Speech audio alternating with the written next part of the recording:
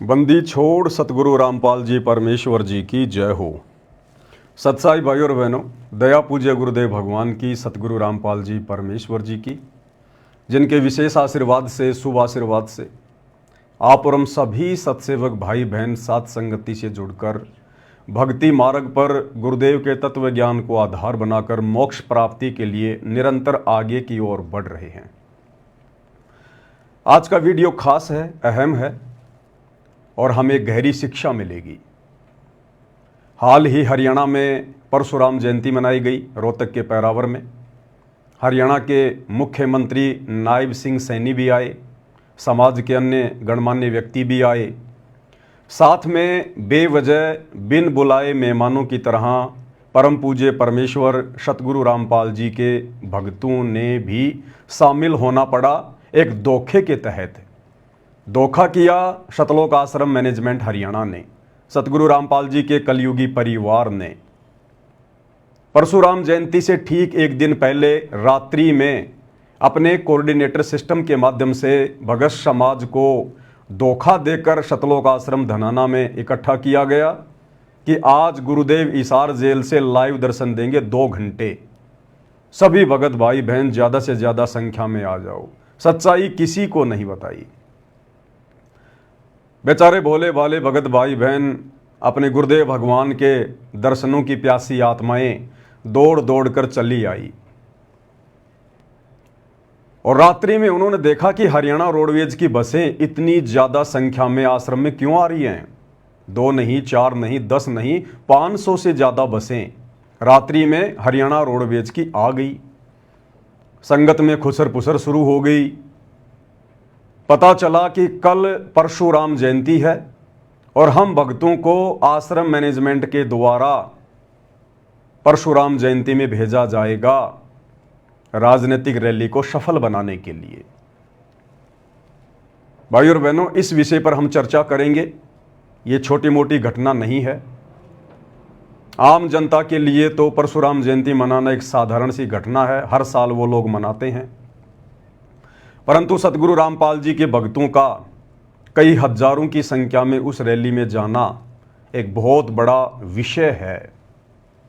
इस विषय पर हम चर्चा करेंगे। उससे पहले परम पूज्य परमेश्वर सतगुरु रामपाल जी भगवान का जयकारा लगाएंगे, क्योंकि गुरुदेव भगवान के आशीर्वाद के बिना कोई भी सत्संग, कोई भी साध संगति सफल नहीं हो सकती।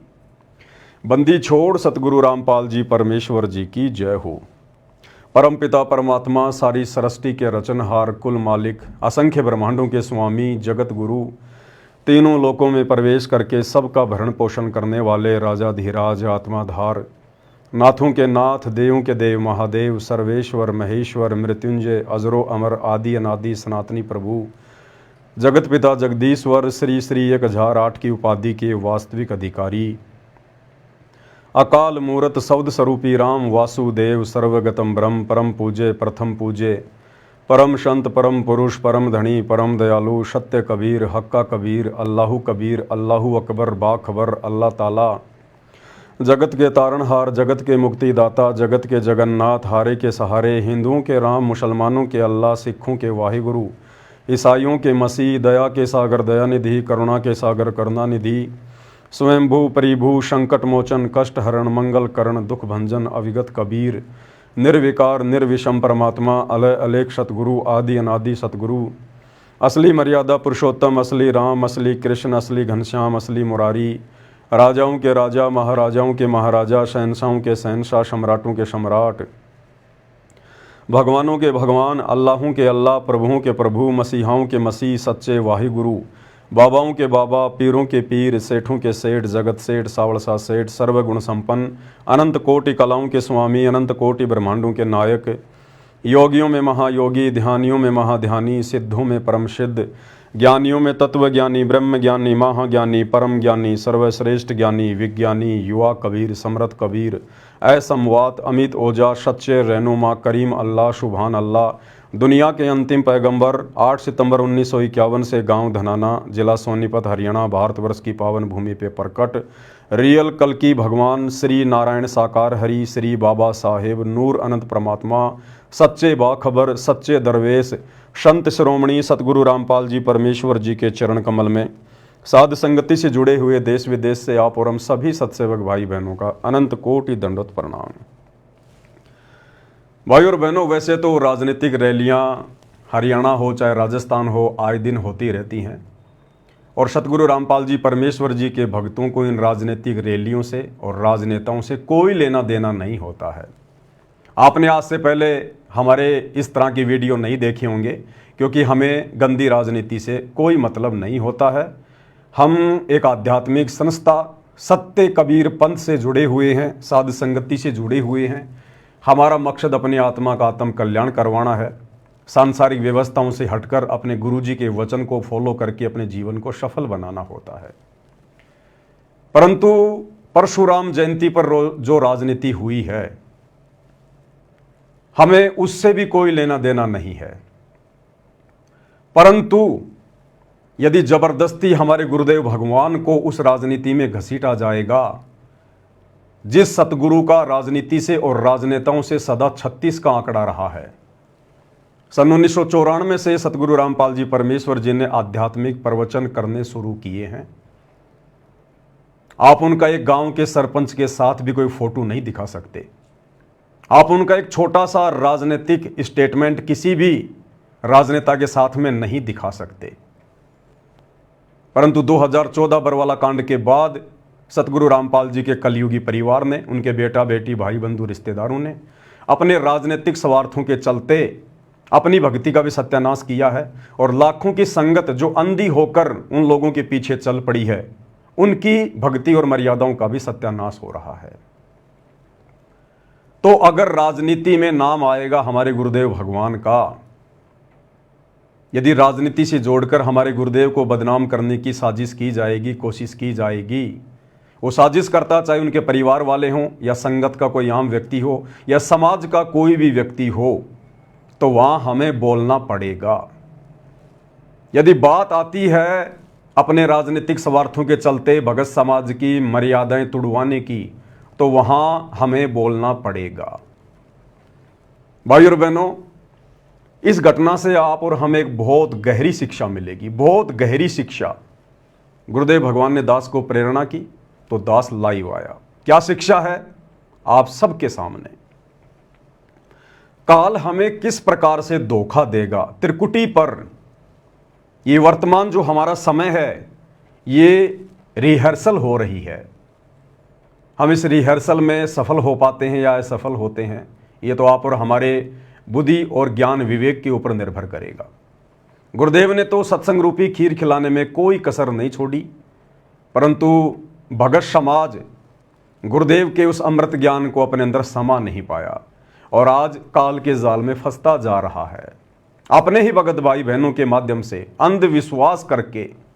जबकि ये अंधविश्वास, ये ब्लाइंड फेथ भक्ति मार्ग पर केवल अपने गुरुदेव भगवान पर करना होता है, उनके प्रवचनों पर करना होता है। किसी भगत के मनमाने आचरण पर ब्लाइंड फेथ नहीं करना होता है। तो काल हमें किस प्रकार से ठगेगा, क्योंकि ये दुनिया तो भाई और बहनों सांसारिक व्यवस्था में जी रही है। दुनिया अपने आप को बहुत ज़्यादा सियाना समझती है, परंतु ये दुनिया तो बहुत पीछे बाबा आदम के ज़माने में जी रही है। दुनिया केवल इन्हीं चीज़ों को सब कुछ मानती है कि विज्ञान ने ये कर दिया, विज्ञान ने वो कर दिया, मेरे घर में ये सुख हो गए, ये ठाट बाट हो गए, मैं नौकरी लग गया, मैंने बड़ी कोठी बना ली, बड़ी कार ले ली, इतने मेरे प्लाट हैं, मेरा फार्म हाउस है। दुनिया केवल बस इन्हीं चीज़ों में उलझी हुई है और ये सारी की सारी चीज़ें हैं काल की, काल व्यवस्था। आप और हम भाई बहनों को परमेश्वर ने तत्व ज्ञान देकर, आध्यात्मिक ज्ञान देकर काल की इन झूठी व्यवस्थाओं से, झूठे सुखों से कैसे बाहर निकला जाए, कैसे आने वाले समय में 84 लाख योनियों में उठाने वाले कष्टों से बचा जाए और कैसे अपने इस जन्म को भी सफल बनाया जाए। गुरुदेव ने हमें वो अद्वितीय आध्यात्मिक ज्ञान दिया है जो आध्यात्मिक ज्ञान दुनिया के पास में नहीं है। तो भाई और बहनों, ये हमारी रिहर्सल का समय है, परीक्षा का समय है। परमात्मा हमें चेक कर रहे हैं बारंबार। काल जानबूझकर अपने षड्यंत्र के तहत इस तरह की घटनाओं को जन्म देता है और परमात्मा काल के द्वारा पैदा की गई इस तरह की घटनाओं के माध्यम से अपने भक्तों की परीक्षा लेता है। और बार बार गुरुदेव भगवान हिसार जेल से संदेशा दे रहे हैं कि बच्चों, ये आपकी अग्नि परीक्षा का समय है, अग्नि परीक्षा का। तो भाई और बहनों, ये जो घटना घटी है परशुराम जयंती वाली, इस घटना से हमें पता चलेगा कि काल किस प्रकार से अपना काम निकाल कर दूसरों के कंधों पर पैर रखकर बंदूक चलाकर अपना शिकार करके और जिसके कंधे पर खड़ा था फिर कैसे उसको ठोकर मारता है। मतलब के बिना कोई नहीं प्यारा। परमात्मा कहते हैं, जब तक बैल चले हड़िए में तब तक डाले चारा, और बूढ़ा हो तब नाथ काट दे वो घर घर लाठे खाया। तो जैसे ही हरियाणा के एक मंत्री अरविंद शर्मा का राजनीतिक स्वार्थ पूरा हुआ, शतलोक आश्रम मैनेजमेंट हरियाणा के माध्यम से गुरुदेव के कलयुगी बेटों को, गुरुदेव के भाई को मोहरा बनाया गया परशुराम जयंती वाले दिन हरियाणा के मुख्यमंत्री की रैली को सफल बनाने के लिए। और जब ये बात हरियाणा में छिड़ी, लोगों ने अरविंद शर्मा के इंटरव्यू लेने शुरू किए, तो किस प्रकार से हरियाणा के मंत्री अरविंद शर्मा ने अपना पल्ला झाड़ लिया। संत रामपाल जी के भक्तों के कारण जिस रैली को उन्होंने सफल बनाया, उसने सतगुरु रामपाल जी का नाम तक नहीं लिया। अन्य संतों और पंथों की प्रशंसा की कि वो रैली में आए, उन्होंने रैली को सफल बनाया, परंतु संत रामपाल जी के भगत जो तकरीबन 50,000 से ज़्यादा संख्या में गए थे, उनका कोई नाम तक नहीं। और उल्टा सतगुरु रामपाल जी के भक्तों के सिर पर मटका फोड़ दिया कि हमने नहीं बुलाया, हमने नहीं बुलाया। क्या कहा मंत्री अरविंद शर्मा ने कि हमने तो सभी को रुक्का मारकर सामूहिक रूप से न्योता दिया था, हमने किसी को पर्सनली इनवाइट नहीं किया। और परशुराम जयंती में वो लोग आए हैं जिन लोगों की परशुराम में आस्था थी, जो लोग परशुराम को अपना भगवान मानते हैं, हमने किसी को नहीं बुलाया। जबकि ये जग जाहिर है, सतलोक आश्रम मैनेजमेंट हरियाणा को भी पता है, भक्तों को भी पता है कि सतलोक आश्रम धनाना में 500 से ज्यादा बसें उसी मंत्री अरविंद शर्मा ने भेजी थी। अगर उन्हें कोई मतलब ना होता, अगर स्पेशल ना बुलाया होता, तो 500 बसें सतलोक आश्रम धनाना में हरियाणा रोडवेज की क्यों भेजी गई। लेकिन भाई और बहनों, काल इसी प्रकार से ठगता है। एक बहुत गहरी शिक्षा है ये। हम सत्सेवक भाई बहनों ने बहुत गहरी शिक्षा लेनी है कि हम निकट भविष्य में इस प्रकार की गलतियां ना करें, जो गलतियां दिन प्रतिदिन करके सतलोक आश्रम से जुड़े हुए भाई बहन करते जा रहे हैं और अपनी भक्ति का सत्यानाश करवा रहे हैं। तो जब मंत्री अरविंद शर्मा का इंटरव्यू लिया एक यूट्यूबर ने, तो किस प्रकार से उन्होंने जवाब दिया और अपना पल्ला झाड़ लिया कि भैया हमने किसी को नहीं बुलाया, हमने रामपाल जी के भक्तों को नहीं बुलाया, हमने तो सबको रुक्का मार के सामूहिक रूप से न्योता दिया था। और भैया इस रैली में तो वो आए हैं जिनकी आस्था परशुराम में थी। फोड़ दिया मटका भक्तों के सिर के ऊपर कि जिनकी आस्था भगवान परशुराम में थी वो आए हैं, हमने किसी को पीले चावल नहीं भेजे थे। सुनिएगा भाई और बहनों, साथ साथ विश्लेषण करते जाएंगे। क्या क्या कुछ कहा। अपने बयानों को लेकर अक्सर चर्चा में रहने वाले cabinet minister doctor Arvind Sharma, पिछले दिनों परशुराम जयंती मनाई गई, कई विवाद उस पर भी उठे। डॉक्टर साहब हमारे साथ हैं, क्या विवाद थे, कैसा समारोह रहा? डॉक्टर साहब सबसे पहले तो आपका स्वागत है। बहुत बहुत धन्यवाद। राम राम, नमस्कार। पूरे प्रदेश भर से समाज के लोग आए थे परशुराम जयंती में, कुछ विवाद भी हुए थे कि पता नहीं किस किस को बुला लिया गया। कैसा है, पूरे प्रदेश भर में समाज के साथ, विप्र समाज के साथ 36 बिरादरी ने हिस्सा लिया, सभी ने हिस्सा लिया। और हमारा सबके साथ नौता किसके साथ नौता था कि भाई भगवान परशुराम, देखो आप अगर मुझे अपने घर बुलाओगे, अगर मेरा आपका मेल खाता है तो मैं घर जाऊंगा, नहीं मेल खाता तो मैं नहीं जाऊंगा। तो जो भगवान परशुराम में आस्था रखते थे, जो भी उनको मानते थे, उनकी विचारधारा से सहमत थे, उनमें आस्था रखते थे, उनको देशभक्त मानते थे, वो सारे के सारे आए। तो क्या कहा मंत्री जी ने? जब पूछा गया कि बहुत सारे लोगों को बुलाया गया, तो मंत्री जी ने अपना पल्ला झाड़ लिया कि हमने किसी को पीले चावल नहीं भेजे, हमने किसी को स्पेशल नहीं बुलाया, हमने तो सार्वजनिक तौर पर रुक्का मार के कहा था, और इस रैली में वो आए हैं जो हमारी विचारधारा से मेल खाते हैं। साफ साफ कह रहे हैं मंत्री जी कि अगर मुझे कोई बुलाएगा तो जाहिर सी बात है, यदि उसके और मेरे विचार मेल खा रहे हैं तो मैं जाऊंगा, अन्यथा नहीं जाऊंगा मैं। तो संत रामपाल जी के भक्तों के राजनेताओं से विचार मेल खाए तो वो आए रैली में धक्के खाने के लिए। और आगे मंत्री जी कह रहे हैं कि जिन लोगों की भगवान परशुराम में आस्था थी, जो लोग भगवान परशुराम को देश भगत मानते थे, वो लोग आए भाई।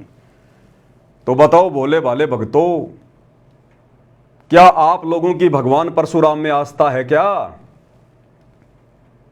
अरे हम भक्तों की आस्था तो एकमात्र हमारे इष्ट देव सतगुरु रामपाल जी भगवान में है, केवल गुरुदेव परमात्मा में है। इसके अलावा यदि हमारी जरा भी आस्था श्रद्धा किसी अन्य में हो गई, देव महादेव में, सारी भक्ति का सत्यानाश हो जाएगा। तो मंत्री जी ने साफ साफ अपना पल्ला झाड़ लिया। ये काल इसी प्रकार से ठगता है, क्योंकि राजनीति काल व्यवस्था है।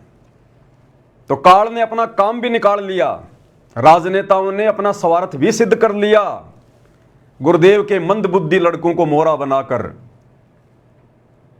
और भोली भाली संगत की मर्यादा भी तुड़वा दी गई परशुराम जयंती में भेजकर।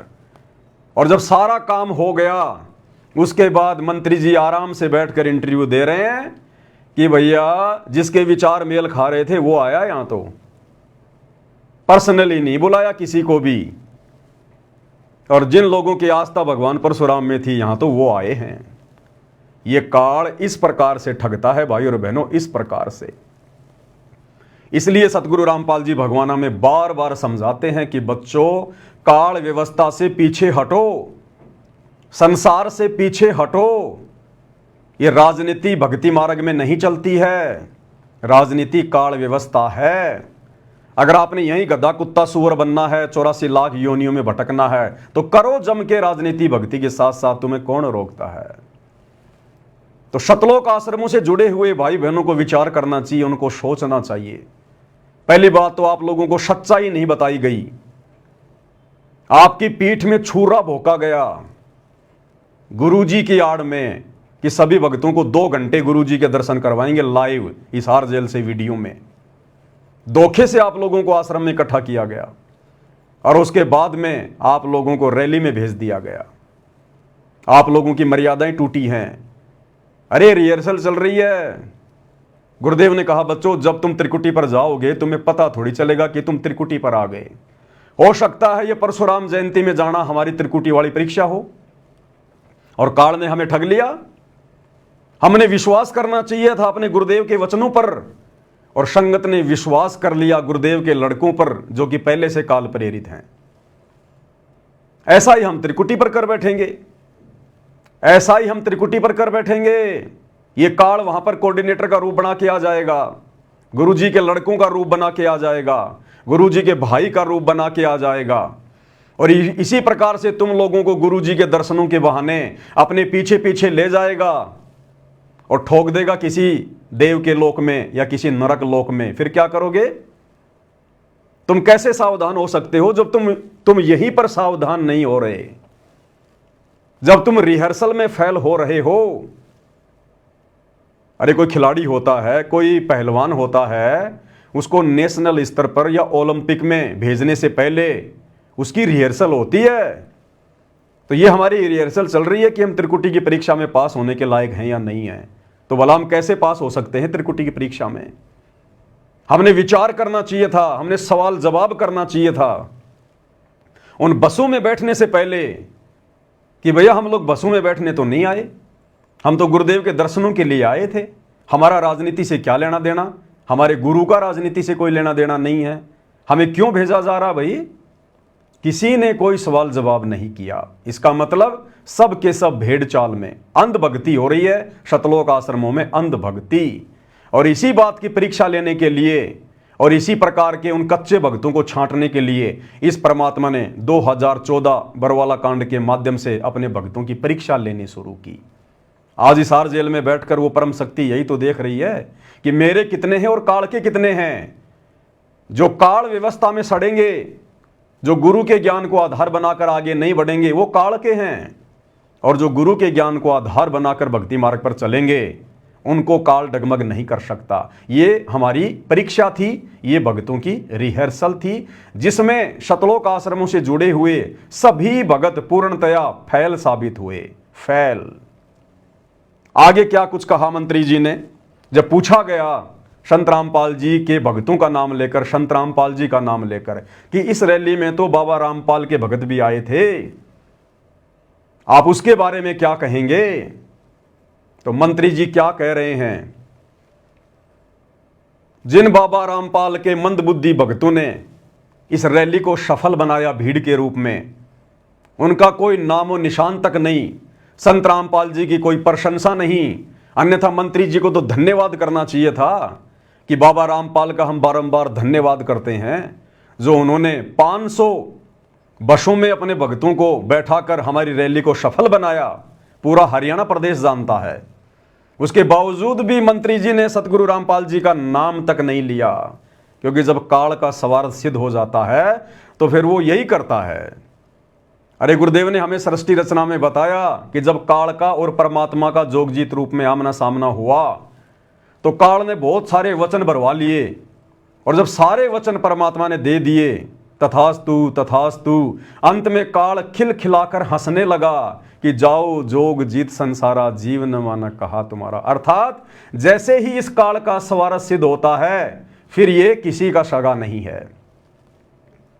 तो मंत्री जी का सवार सिद्ध हो गया। अब मंत्री जी इंटरव्यू में बाबा रामपाल जी का नाम तक लेने से शर्मा रहे हैं। नाम तक लेने से राधा स्वामी का नाम ले दिया, धूणी दास के भक्तों का नाम ले दिया, अन्य कबीर पंथियों का नाम ले दिया, छुडानी धाम का नाम ले दिया कि वहां से भी भगत आए, परंतु सतगुरु रामपाल जी का और उनके भक्तों का रिंचक भी नाम नहीं लिया गया, जबकि सबसे ज्यादा संख्या में बाबा रामपाल के ही मंदबुद्धि भगत उस रैली में गए थे।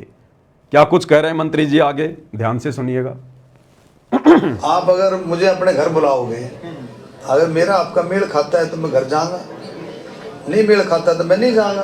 तो जो भगवान परशुराम में आस्था रखते थे, जो भी उनको मानते थे, उनकी विचारधारा से सहमत थे, उनमें आस्था रखते थे, उनको देशभक्त मानते थे, वो सारे के सारे आए। रामपाल जी के अनुयायी देखिए देखो ऐसा है, देखो सुनो छोटा सा एक सेकंड है, सुरेंद्र तेरी सुन ले, मुश्किल कर सुन ले, तेरी सारा सवाल ये ऐसा है। देखो रैली में हमने रुक्का मार कर नोता दिया था भाई, सब आओ दिया था नहीं, सब आओ भाई। रैली में जो भी भगवान परशुराम प्रेमी है वो सब आओ, कहा था नहीं कहा था। और आपने देखा होगा स्टेज पर कितने सारे महानुभाव, संत महानुभाव बैठे थे स्टेज पर। आप ये भी कह सकते हो जी वो कैसे आ गए महानुभाव। सुन तो राधा, एक मिनट, राधा स्वामी सुन तो राधा स्वामी, कबीर पंथी। आपको शायद इस बात का मुझे समझ में नहीं आता, आपको इस बात का पता ही नहीं, मेरा परिवार कबीर पंथी, आपको पता है। हमने जो शब्द गुआया आपने सुना, वो आपने शब्द सुना ही नहीं सुना, आप थे ही नहीं वहां पर। सुनना भाई, आपने शब्द सुना, वो मुणक गांव का रविदासिया संत था, संत धूणीदास जी। अब आपको वो कैसे आया, उसके पंथ, उसके धूणीदास जी कम से कम 500 शिष्य आ रहे थे। क्या कह रहे हैं मंत्री जी, सबकी तारीफ कर दी मंत्री जी ने कि मुणक गांव के और धूणीदास संत के भी शिष्य आए हुए थे, कबीर पंथी भी आए हुए थे, छुडानी वाले भी आए हुए थे, राधा स्वामी वाले भी आए हुए थे, परंतु सतगुरु रामपाल जी का और उनके मंदबुद्धि भक्तों का जिक्र भी नहीं, जिन्होंने रैली को सफल बनाया। और मंत्री जी कह रहे मैं कबीर पंथी हूं, जबकि सबको पता है कि मंत्री जी नकली कबीर पंथी हैं। असली कबीर पंथ पूरे विश्व में वर्तमान में केवल सतगुरु रामपाल जी का है, केवल सतगुरु रामपाल जी का। और मंत्री जी सतगुरु रामपाल जी से उपदेश प्राप्त नहीं है। तो सबकी प्रशंसा कर दी, सबकी बुरी बुरी तारीफ कर दी, परंतु सतगुरु रामपाल जी का नामो निशान नहीं। इसको कहते हैं काल ऐसे धोखा देता है जब उसका स्वार्थ पूरा हो जाता है। आप और हम भाई बहनों ने शिक्षा लेकर आगे बढ़ना है। ये संसार हमें कुछ नहीं देने वाला, ये राजनेता हमें कुछ नहीं देने वाले।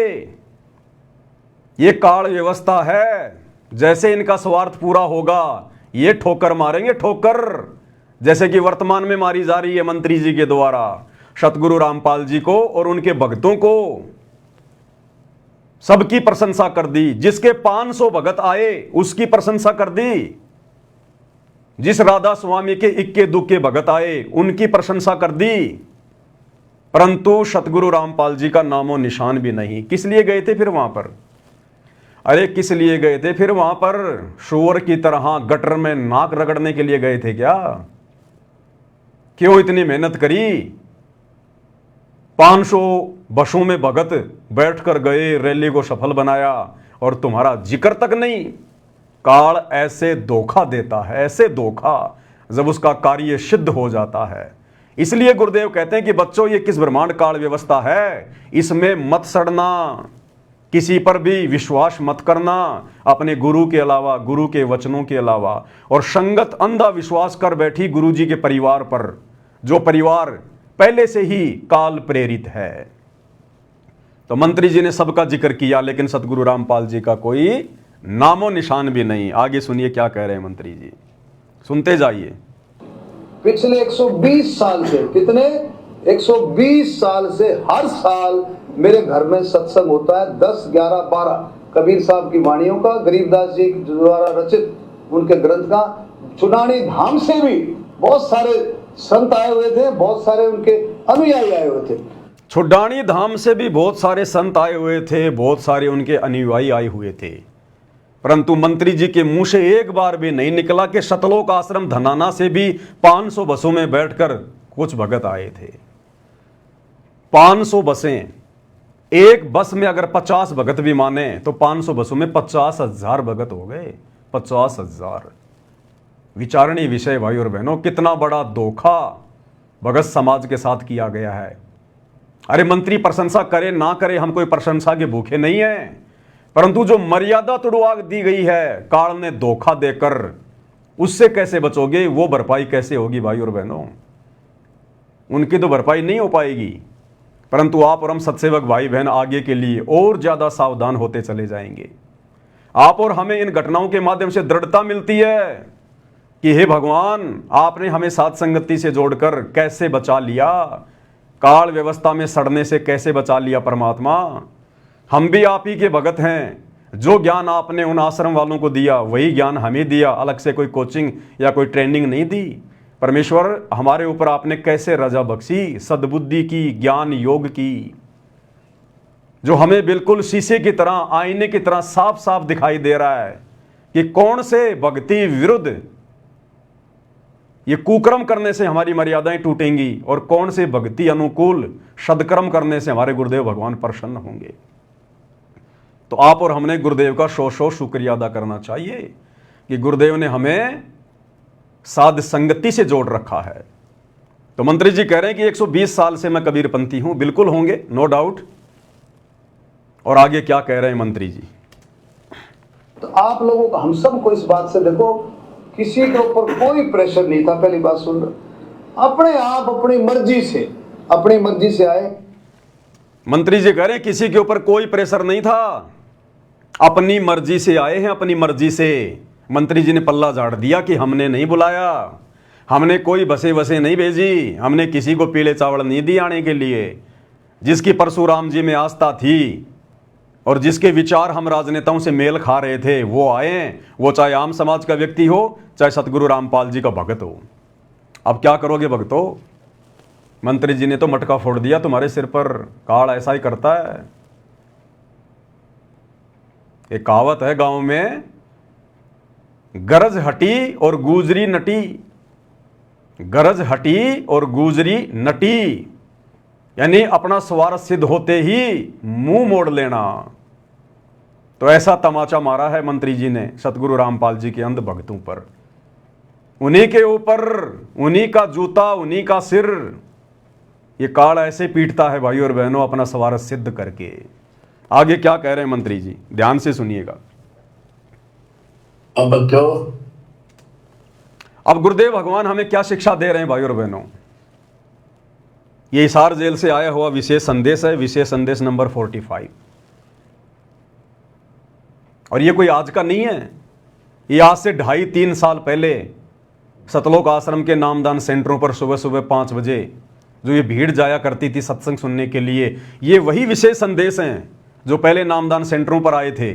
उसके 2 साल बाद फिर ये यूट्यूब पर डाले जा रहे हैं। तो गुरुदेव ने तो हमें पहले ही आगाह कर दिया था, मालिक तो अंतर्यामी है, जानी जान है, उनको पता कि काल हमें कैसे कैसे ठगेगा। गुरुदेव ने तो हमें अपने रिश्तेदारों तक से भी जो अनुपदेशी हैं, हमने उनसे भी ज्यादा मेल मिलाप ना रखने की सलाह दी है कि तुम्हारा यहां पर कोई नहीं है, तुम कति लावारिस हो, लावारिस। और जब तुम सतगुरु की शरण में आ जाते हो उसके बाद तो ये काल तुम्हें ज्यादा से ज्यादा नीचे नरक में ले जाने का प्रयास करेगा। तुम्हारे साथ में तरह तरह के षड्यंत्र करेगा। वो षड्यंत्र किसी भी अनुपदेशी के माध्यम से हो सकता है, उपदेशी के माध्यम से जो मर्यादा तोड़कर भगत बनने का ढोंग कर रहा है उसके माध्यम से हो सकता है, तुम्हारे रिश्तेदारों के माध्यम से हो सकता है। तो गुरुदेव ने तो हमें यहां तक समझा दिया कि बच्चों ये रिश्तेदार भी किसी के नहीं है। मतलब के बिना कोई नहीं प्यारा, शवारत के बिना कोई नहीं प्यारा। और गुरुदेव कह रहे हैं कि तुम क्या रिश्तेदारियों में आना जाना, फालतू में उनसे मेल मिलाप करना, इस मोह ममता में पड़े हो, तुम मोक्ष मार्ग पर चल रहे हो और काल की व्यवस्था में सड़ रहे हो। गुरुदेव कह रहे हैं तुम किसी रिश्तेदार से 20,000 रुपये उधार ले लो और उसको समय पे मत दो, अगली बार तुम्हें चाय की भी नहीं पूछेगा, चाय की भी।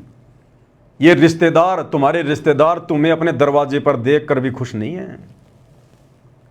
गुरुदेव के कहने का मतलब है कि बच्चों प्यार प्रेम से तो रहो, सबको मीठा बोलो, लेकिन पहले की तरह काल व्यवस्था से बाहर निकलो, इतना अंदर मत घुसो। काल के अंदर जो अनुपदेशी है वो काल है। और यहां सरेआम राजनेताओं के अंदर घुसा जा रहा है, राजनेताओं की रैलियों में घुसा जा रहा है, आंखें बंद करके। तो कैसे भक्ति सफल कर पाएंगे हम, कैसे हम सतलोक जा पाएंगे। काल तो हमें यही ठग रहा है धरती पर। अभी तो त्रिकुटी शेष है, त्रिकुटी के बाद में उसका झांझड़ी दीप आएगा। जब जाएंगे हम उसके वहां पर, जब उसके सिर पर पैर रखने का समय आएगा तो वो कैसे सर नीचा करेगा। हम तो यहीं पर ठगे जा रहे हैं उसके द्वारा, वो बाहर कैसे निकलने देगा हमें। और जबरदस्ती गुरुदेव भगवान करेंगे नहीं। तो गुरुदेव हमें एक छोटे से सत्संग के माध्यम से, ये 2 मिनट का सत्संग है, गुरुदेव ने तो हमें अपने अनुपदेशी यार दोस्त मित्र रिश्तेदारों से भी दूरी बनाकर अपनी भक्ति सफल करने की शिक्षा दी है। और आप लोग क्या कर रहे हो, वो राजनेता ना तुम्हारे कोई यार दोस्त रिश्तेदार, और फिर भी तुम अंधे होकर उनकी रैलियों में भीड़ के रूप में जा रहे हो। ठीक है, धोखा हो गया तुम्हारे साथ में, तुम्हारे ही भगत भाई बहनों ने धोखा कर दिया, गुरुदेव के बेटा बेटियों ने धोखा कर दिया, आश्रम मैनेजमेंट ने धोखा कर दिया। लेकिन कम से कम अब तो आंखें खोलो, अब तो इन लोगों से दूरी बनाओ, अब तो कम से कम ज्ञान को आधार बनाओ, अब तो उन आश्रमों में जाना छोड़ो, घर बैठकर भक्ति करो, ज्ञान को आधार बनाओ, मर्यादा निभाओ। जैसे हम सत्सेवक भाई बहन साथ संगति से जुड़कर पिछले 10-12 वर्षों से हम किसी आश्रम में नहीं गए, किसी नामदान सेंटर पर नहीं गए, और हमारा गुरु भगवान पल पल शब्द रूप में हमारे साथ में है, पल पल किसी का बाल भी बांका नहीं होने दे रहा, बाल भी बांका, और अपने बच्चों को ऐसे रख रहा है इस काल व्यवस्था में जैसे समुद्र के ऊपर नौका चलती है। तो अब तो कम से कम सवाल जवाब करो उन कोऑर्डिनेटरों से, नामदान संचालकों से, उन आश्रम संचालकों से, गुरुजी के बेटा बेटी से, कि नालायकों क्यों हमारी मर्यादा तुड़वाई। तुम भगत होकर अगर गुरु की आड़ में धोखा कर रहे हो तो हम किससे उम्मीद करें, किसके ऊपर विश्वास करें फिर हम। अब तो कम से कम जागरूक हो जाओ, अब तो कम से कम उन आश्रमों में जाना छोड़ो। तो गुरुदेव क्या कह रहे हैं, हम कितना प्यार से समझा रहे हैं परमात्मा। अब अकल ठिकाना आई आपकी, और धन्य है आप, परमात्मा ने आपको शरण में लिया। असर के युगों से आपके पीछे पड़े थे दाता, आपको जैसे तैसे बचा बचू के भक्ति में प्रेरणा रख कर, आपकी आस्था बनाकर अब इस समय में आपको ले आए। अब ध्यान दो, मजाक ना समझो, हल्के में ना लो इन बातों को। गुरुदेव कह रहे हैं ध्यान दो, मजाक में ना लो, हल्के में ना लो इन बातों को। तो गुरुदेव भगवान के इस वचन की लाज तो केवल सत्सेवक भाई बहन रख रहे हैं, जो इस भक्ति मार्ग को हल्के में नहीं ले रहे, मजाक में नहीं ले रहे, संघर्ष कर रहे हैं मर्यादाओं के लिए, अपने आत्म कल्याण के लिए, भक्ति को सफल करने के लिए। और मजाक में कौन लोग ले रहे हैं? सतलोक आश्रम से जुड़े हुए भाई बहन, आश्रम मैनेजमेंट, गुरु का परिवार, ये लोग हल्के में ले रहे हैं, मजाक में ले रहे हैं। और ये मजाक कितना भयंकर परिणाम देगा आने वाले समय में। ये परमात्मा है निष्पक्ष परमात्मा, पक्षपात नहीं करेगा। आने वाला समय जो युग परिवर्तन का है, विनाशकारी समय जो शुरू हो चुका है, कई वर्षों तक चलेगा, उसमें कमर टूटेगी उन भक्तों की जो आज मजाक में ले रहे हैं, हल्के में ले रहे हैं।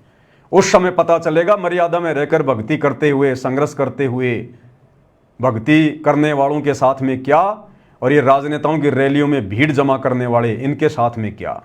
उस समय पता चलेगा। फिर ये गुरुदेव भगवान अपनी तरफ से किसी प्रकार की कोई हेल्प नहीं करेगा।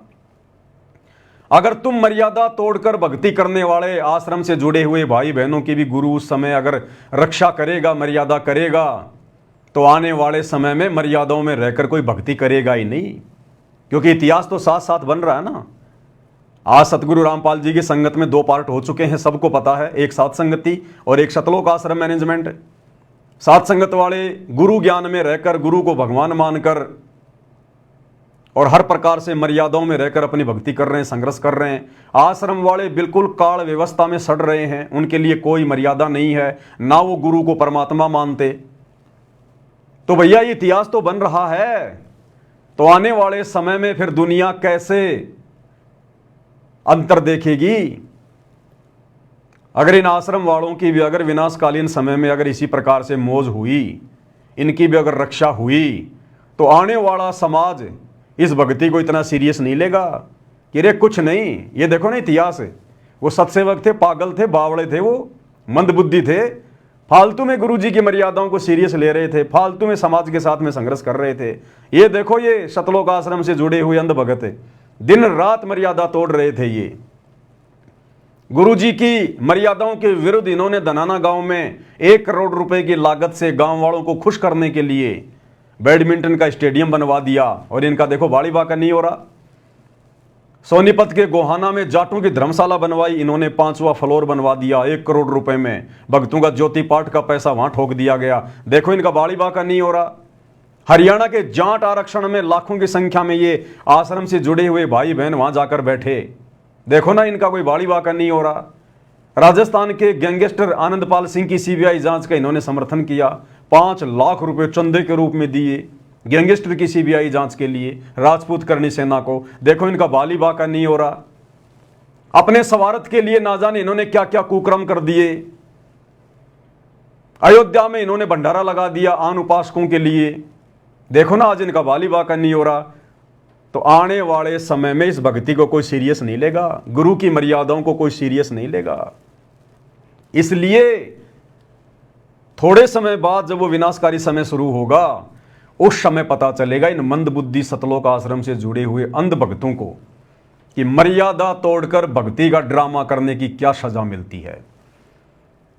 और गुरु की गैर हाजिरी में गुरु को परमात्मा मानकर, ज्ञान को आधार बनाकर, डरकर भक्ति करते हुए, संघर्ष करते हुए अपनी भक्ति को सफल बनाने का क्या परिणाम निकलता है, ये आने वाले समय में पता चलेगा। तो क्या कह रहे हैं गुरुदेव?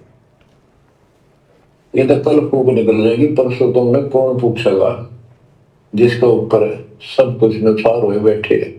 अब ध्यान दो, मजाक ना समझो, हल्के में ना लो इन बातों को।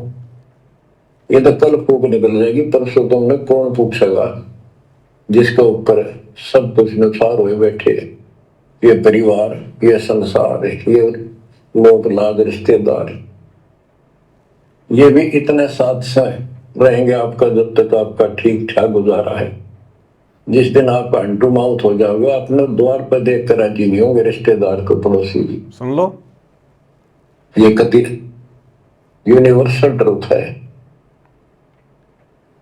क्या कहा गुरुदेव? जिस दिन आप हैंड टू माउथ हो जाओगे, अपने द्वार पर देख कर राजी नहीं होंगे रिश्तेदार को, पड़ोसी भी।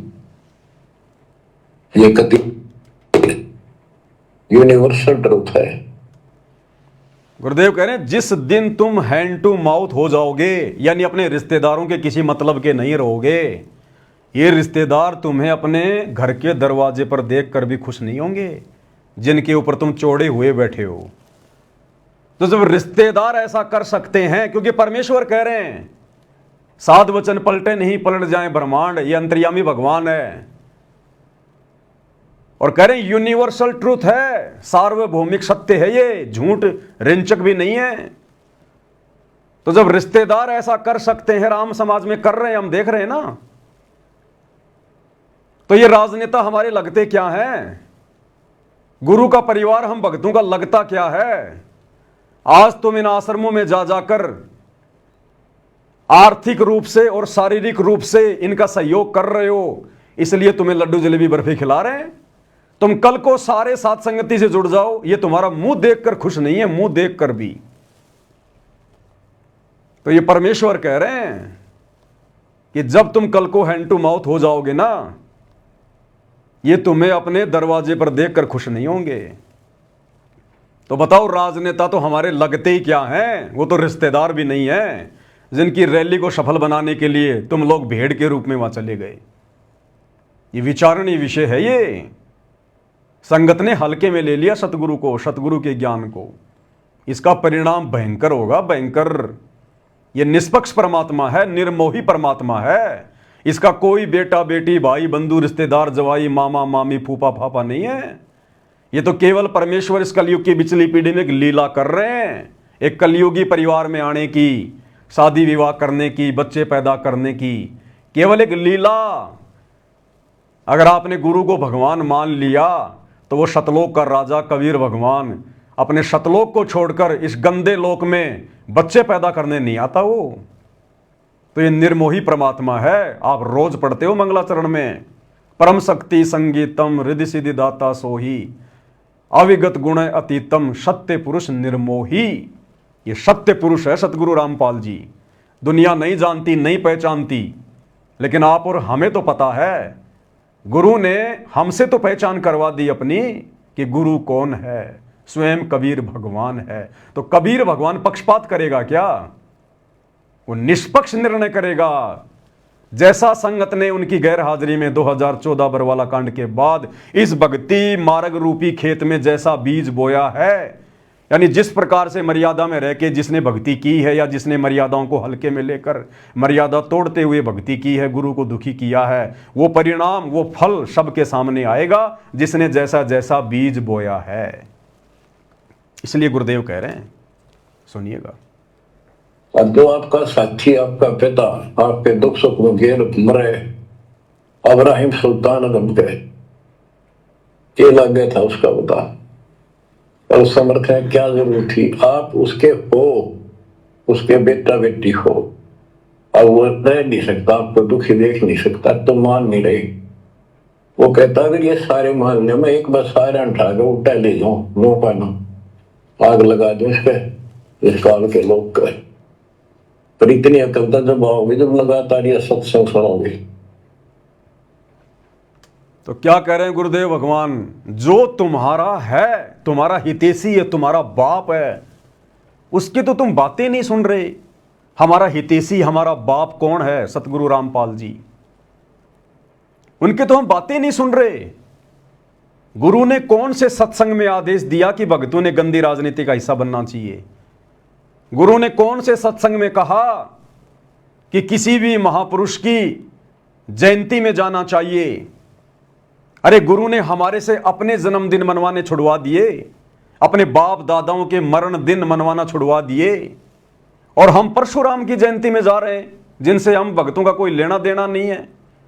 हम गुरु की बात कहां मान रहे हैं? जो हमारा है उसके साथ तो हम मजाक कर रहे हैं, गुरु के वचनों को तो हम हल्के में ले रहे हैं।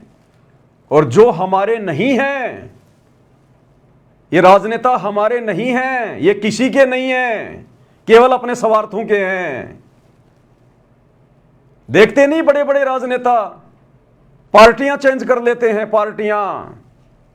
जब ये अपनी खुद की पार्टी के नहीं होते तो आप भगतों के क्या होंगे? तुम भगत तो उनके किसी मतलब के भी नहीं।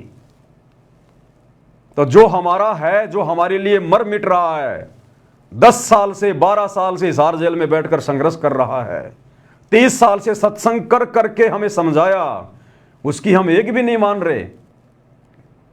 और जो शौपन में हमारे नहीं हो सकते ये राजनेता जगत वाले, उनके पीछे आंखें बंद करके दौड़ रहे हैं हम, उनकी रैलियों को सफल बना रहे हैं, उनकी जयंतियों में जा रहे हैं हम। तो भाई और बहनों, विचार करना पड़ेगा, विचार, अन्यथा यह काल बहुत भयंकर तरीके से ठग रहा है वर्तमान में संगत को। और ये परीक्षा चल रही है।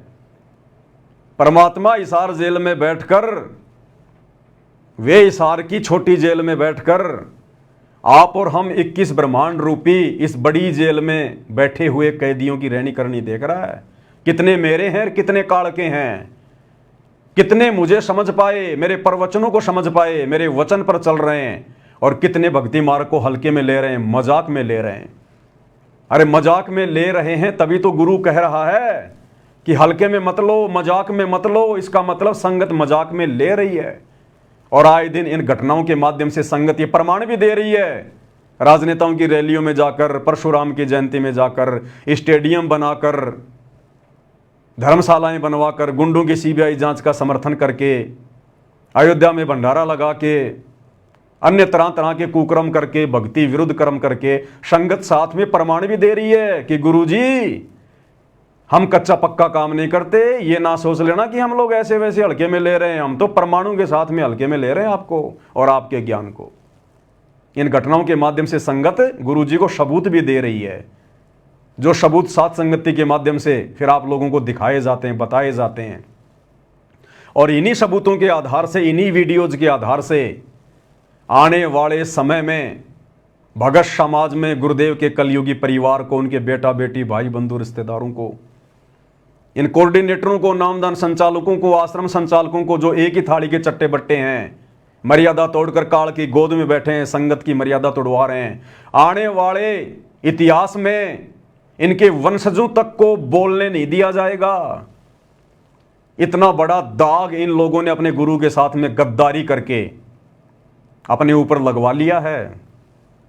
आने वाले इतिहास में इनको बोलने नहीं दिया जाएगा। बोलने आगे मंत्री जी क्या कुछ और कह रहे हैं, ध्यान से सुनिएगा। आपने उसका शब्द सुना ही नहीं जो धुनीदास ने कहा। अगर आप वो शब्द सुन लेते तो आपका ये बात कहनी होती, होले सुहागण सुरता त्यार, मालिक घर जाना से।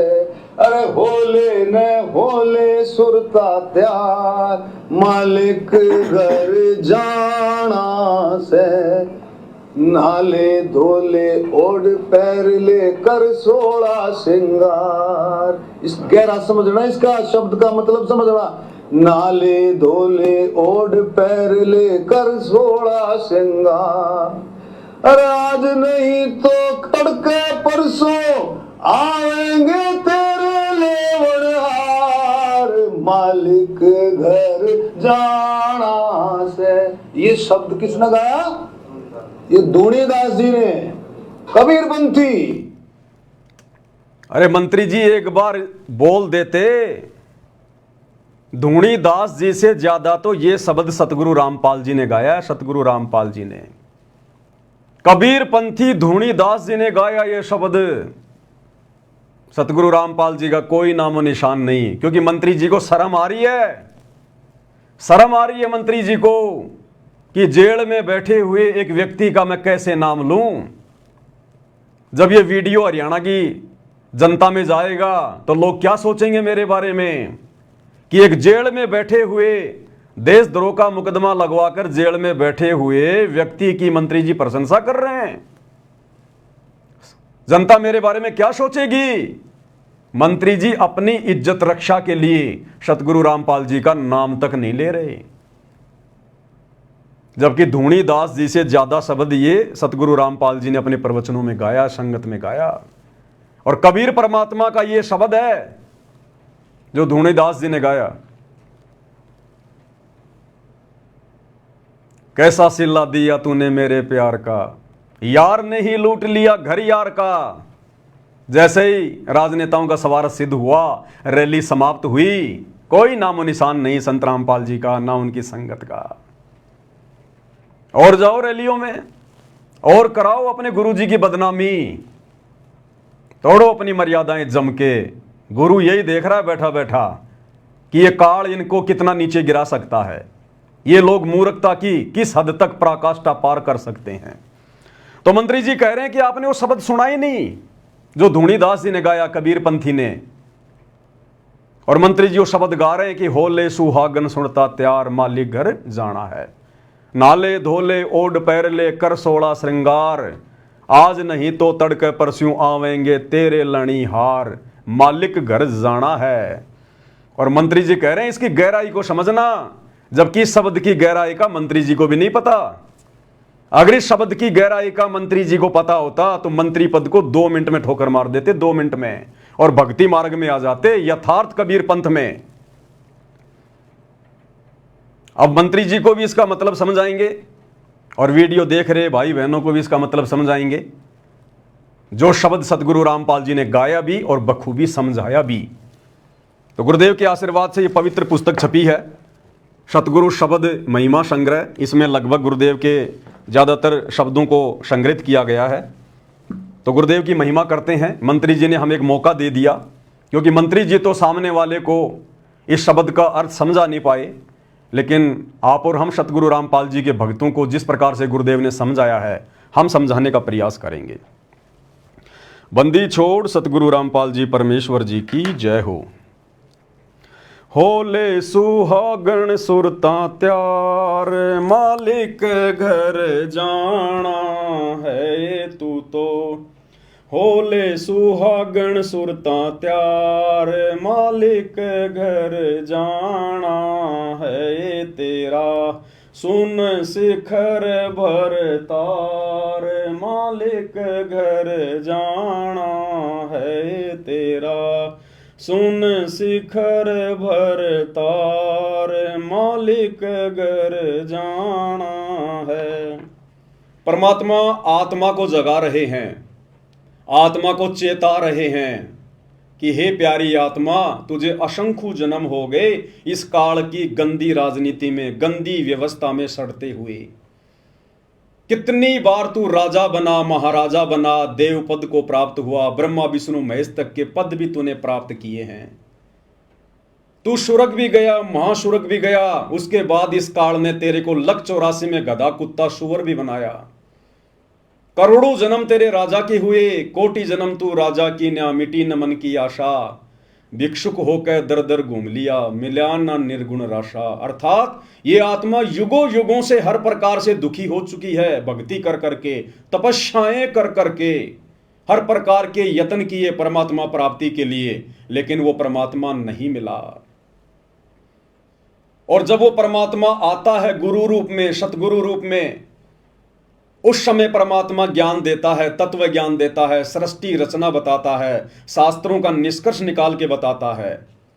और उसके बाद गुरुदेव फिर उन आत्माओं को कहता है कि होले सुहागण सुरता त्यार, सुरता यानी आत्मा, कि इतने वचन सुनकर, इतने प्रवचन सुनकर, इतना ज्ञान लेकर, इस काल के दुखों से परिचित होकर, हे आत्मा अब तो तू तैयार हो जा उस मालिक के घर चलने के लिए, शतलोक चलने के लिए। तेरा भरतार, तेरा पति, आत्मा का पति परमेश्वर कबीर साहेब, जो वर्तमान में सतगुरु रामपाल जी के रूप में धरती पर प्रकट हैं। परमेश्वर कह रहे हैं तेरा पति गुरु रूप में भूमिका करते हैं परमात्मा अपने आप को छुपाते हुए, और कह रहे हैं तेरा पति, तेरा परमेश्वर शून्य शिखर में, सबसे ऊपर टॉप मोस्ट पैलेस पर, शतलोक में बैठा है वो कबीर परमात्मा सिंहासन पर। चल मेरे साथ में, वहां जी भर के उसके दर्शन करना, उसकी सेवा करना, अखंड सुख भोगना शतलोक में। वहां ना गधा बनना, ना कुत्ता बनना, ना सुअर बनना, ना कोई राजनेता बनना, ना कोई रैलियों की चिंता, कोई टेंशन नहीं वहां पर। तो आत्मा को जगा रहे हैं। होले सुहागण सुरता त्यार, मालिक घर जाना है तू तो। होले सुहागण सुरता त्यार, मालिक घर जाना है तेरा, सुन शिखर भर तार, मालिक घर जाना है। अब आगे जो लाइन मंत्री जी ने गा के सुनाई लेकिन अर्थ नहीं बताया। नाले धोले ओड पैर लेकर 16 श्रृंगार, नाले धोले ओड पैर लेकर 16 श्रृंगार, आज नहीं तो तड़के परस्यों आवेंगे तेरे लैणी यार, मालिक घर जाना है तू तो। होले सुहागण सुरता त्यार, मालिक घर जाना है तेरा, सुन शिखर भर तार, मालिक घर जाना है। क्या कह रहे हैं परमात्मा? नाले धोले ओड पैर ले। अब ये नहाना क्या है? गुरुदेव ने बताया, सत्संग रूपी सरोवर में नहा ले डुबकी लगा लगा के। सत्संग के प्रवचन सुनकर अपना सारा मैल साफ कर ले। नाले धोले, धोले यानी अपनी आत्मा के उन मैल को साफ कर ले। अपने पाप कर्मों को सच्चे सतगुरु से नाम लेकर उन सारे पाप कर्मों को साफ कर ले। आत्मा की गंदगी को हटा ले जो जंग की तरह जमी हुई है असंख्य युगों से। नाले धोले ओढ़ पैर ले। ओढ़ना और पैरना क्या है? ओढ़ना और पैरना ये सील, संतोष, विवेक, दया, अक्षमा, परमेश्वर कहते हैं इन सबको अपने ऊपर धारण कर। नाले धोले ओढ़ पैर ले कर 16 श्रृंगार। ये नकली हार श्रृंगार को त्याग दे, ये किसी काम का नहीं है। जब तक ये 20-30 साल की जवानी है तब तक ये सजना सवरना, हार श्रृंगार करना, सोना चांदी अच्छा लगता है। उसके बाद में कुछ नहीं। शीशे में मुंह देखना भी बूढ़ा आदमी, बूढ़ी औरत पसंद नहीं करती। तो परमात्मा कहते हैं ये तो नकली जवानी है और ये नकली हार श्रृंगार हैं। इन नकली हार श्रृंगार को छोड़ दे, भक्तों को शोभा नहीं देते।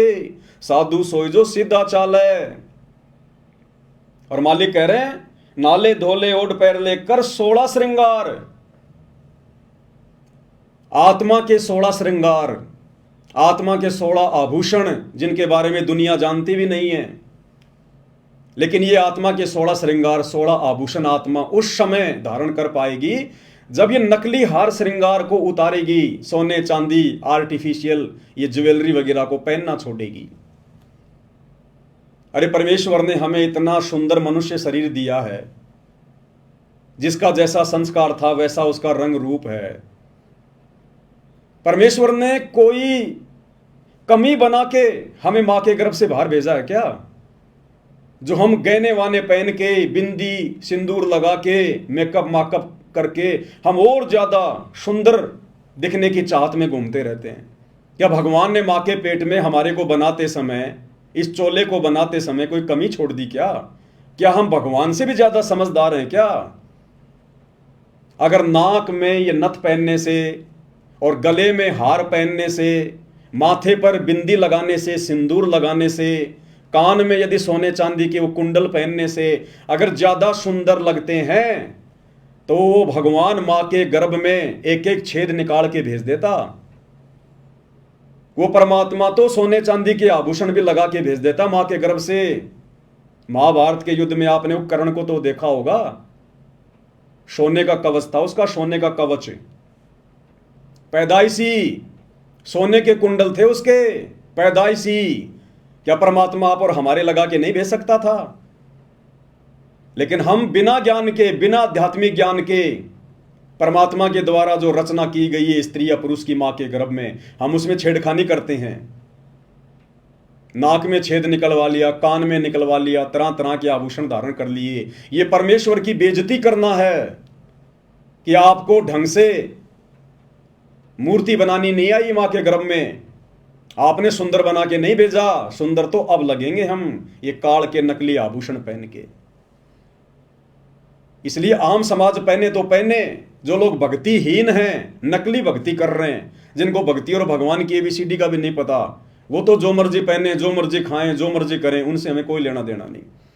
लेकिन जब ये आत्मा सतगुरु की शरण में आ जाती है, जैसे आज धरती पर एकमात्र सतगुरु रामपाल जी, इनकी शरण में आने के बाद फिर हमने नकली आभूषणों को त्यागना पड़ेगा।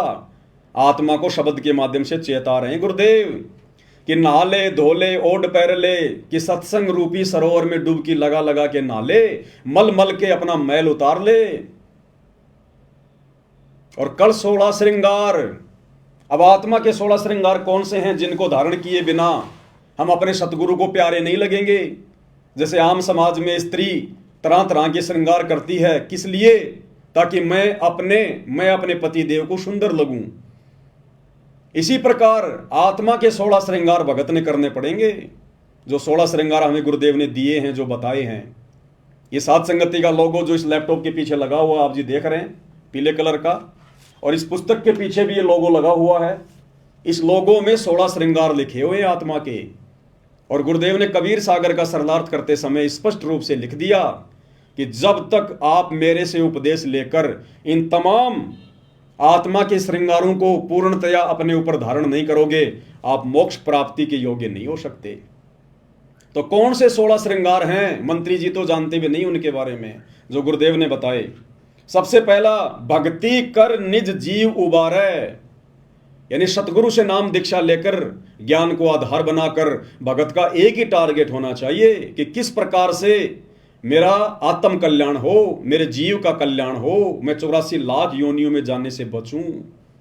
सबसे पहला आभूषण भगत की ये सोच होनी चाहिए, भगत का ये टारगेट होना चाहिए कि भक्ति कर निज जीव उबारे। परमात्मा कहते हैं आत्म प्राण उद्धार ही और धर्म नहीं कोई। अपनी आत्मा का उद्धार करवा ले, इससे बढ़कर दुनिया में कोई धर्म नहीं।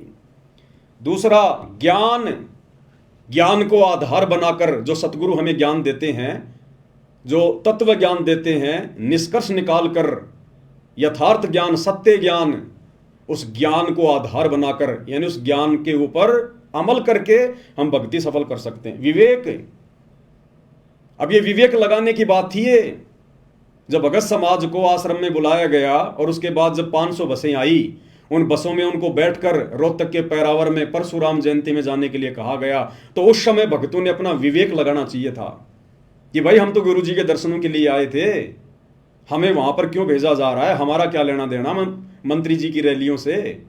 हम इतनी दूर से चलकर यहाँ पर मंत्री जी की रैली को सफल बनाने आए हैं क्या? परशुराम जी की जयंती से हमें क्या लेना देना? हमारे क्या लगे परशुराम जी? जिन लोगों के लगे वो अपना मनाए। जब दुनिया वाले हमारे गुरु जी का प्रकट दिवस मनाने के लिए आश्रम में नहीं आ रहे, तो हम परशुराम जी की जयंती मनाने क्यों जाएं भाई? तो यहां पर भक्तों ने विवेक का इस्तेमाल करना चाहिए था, लेकिन नहीं किया। चौथा, सत्य। भगत को हमेशा सत्य भाषण करना चाहिए। सत्य बोलने में जो भी कठिनाई आती है, गुरुदेव ने बताया, भगत का तप बनता, तप भक्ति बनती है। तो भगत ने हमेशा सत्य भाषण करना चाहिए। शांति निज धर्मा, भगत ने अपने जीवन में शांति को लाना चाहिए। हड़बड़ाहट में नहीं जीना चाहिए, जल्दबाजी में फैसले नहीं लेने चाहिए।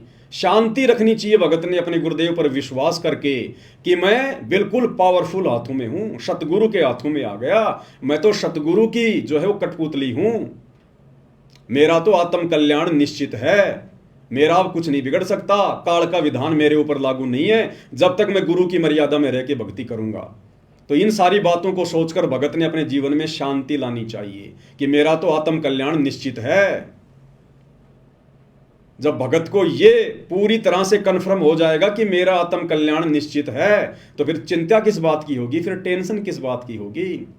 आदरणीय गरीबदास जी ने कहा कि अजब नगर में ले गए हमको सतगुरु आण, और जिलके बिंब अगाध गति हम सूते चादर ताण।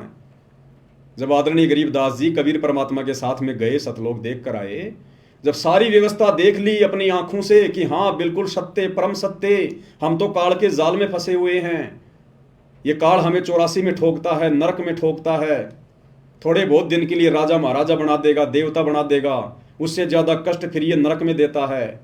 फिर ऊपर सतलोक में गए, वहाँ के सुख देखे, ठाट बाट देखे। उसके बाद उनको कन्फर्म हो गया कि जिल के बिंब अगाध गति, हम सूते चादर ताण, कि अब हमें कोई चिंता नहीं है, हमारा आत्म कल्याण तो निश्चित है। तो इसी प्रकार वर्तमान में सतगुरु रामपाल जी भगवान अपने सत्संग सुना सुनाकर हमें सतलोक दिखा रहे हैं। सतलोक का वर्णन करके हमने अपने बाप के वचनों पर विश्वास करना पड़ेगा, तब हमारी भक्ति सफल होगी। हर किसी को सतलोक नहीं दिखाएगा परमात्मा। उन आत्माओं को केवल अपना गवाह बनाना था, इसलिए सतलोक दिखाया। वर्तमान में सबको नहीं दिखाएगा। हमने उस सुयोग्य बेटी की तरह अपने बाप के ऊपर विश्वास करना पड़ेगा। जिस बेटी का बाप अपनी बेटी का रिश्ता तय करके आता है और आकर उसकी माँ को बताता है कि ऐसा ऐसा घर है, ऐसा ऐसा लड़का है, ऐसा उसका बिजनेस है, और लड़की कान लगाकर सुनती रहती है। लड़की अपने बाप के ऊपर अविश्वास नहीं करती कि मेरा बाप है, ये मेरे भविष्य का फैसला आंख बंद करके नहीं करेगा। और वो बेटी आंख बंद करके उस पराये घर में चली जाती है अपने बाप पे विश्वास करके। तो हमारा बाप, आत्मा का बाप सतगुरु रामपाल जी भगवान, ये कबीर परमात्मा, और ये तो हमें बिल्कुल प्रमाणित सत्य बता रहे हैं। ये भी नहीं कह रहे कि खाली मेरी बातों पे यकीन करो। देखो तुम्हारी गीता, वेद, कुरान, पुराण, बाइबल में, और उसके बावजूद भी अगर हम विश्वास नहीं करेंगे, चादर तान के नहीं सोएंगे, तो हमारे जीवन में फिर शांति कैसे आएगी। तो हमने गुरु के वचनों पर विश्वास करके संसार की व्यवस्था से हटके अपने अंदर शांति पैदा करनी पड़ेगी। तो पांचवा क्या लक्षण बताया गुरुदेव ने? शांति निज धर्मा। छठा संतोष। जब इतना सब कुछ क्लियर हो जाएगा, ज्ञान को आधार बना के भक्ति करेंगे, गुरु जी के वचनों पे चलेंगे, हर प्रकार से मर्यादा में रहेंगे, तो संतोष तो फिर ऑटोमेटिक आएगा। ये तो फिर बायो प्रोडक्ट है, ऑटोमेटिक फिर हमारे अंदर संतोष पैदा हो जाएगा। जब इतना ज्ञान हो जाएगा, जब इतना बुद्धि विवेक से हम भक्ति मार्ग के फैसले लेंगे, तो फिर संतोष तो ऑटोमेटिक पैदा होगा। प्रेम भाव, अपने सतगुरु में प्रेम भाव, अपने बच्चों में भी प्रेम, माता पिता में भी प्रेम, लेकिन वो प्रेम अलग है। सतगुरु से हमने विशेष प्रेम करना है। अपने परिवार में, समाज में, रिश्तेदारी में तो केवल इतना ही प्रेम करना है कि हमारा बस काम निकल जाए। भाई मीठा बोलना, प्यार से बोलना, लड़ाई झगड़ा ना करना, किसी की आत्मा ना दुखाना, ये वाला प्रेम तो हमने यहां करना है जब तक हम इस शरीर में। लेकिन विशेष प्रेम, बिना प्रेम पावे नहीं चाहे कोटि समाधि ला। सतगुरु में हमारा विशेष प्रेम होना चाहिए। मर मिटने वाला प्रेम, मर मिटने वाला प्रेम, समर्पण वाला प्रेम, पतिव्रता भाव वाला प्रेम, केवल सतगुरु में। बिना प्रेम पावे नहीं चाहे कोटि समाधि ला। तो सतगुरु में हमने प्रेम भाव जो है वो पैदा करना है। परमात्मा कहते हैं ना भाई, प्रेम भाव सतगुरु में हो जा, फिर सहजे अमृत पाए। फिर बड़ी आसानी से हमें सतलोक के आनंद भोगने का सुख मिलेगा। अगला है धीरज। भगत के अंदर धैर्य होना चाहिए, जल्दबाजी नहीं होनी चाहिए भगत के अंदर। हमें किसी ने किसी के बारे में कुछ कह दिया, हमने तुरंत उसका जवाब दे दिया, बात बिगड़ जाएगी। परमात्मा कहते हैं सुनो सबकी, करो मन की, जो ज्ञान दे रखा ना उस आधार से फैसले लो।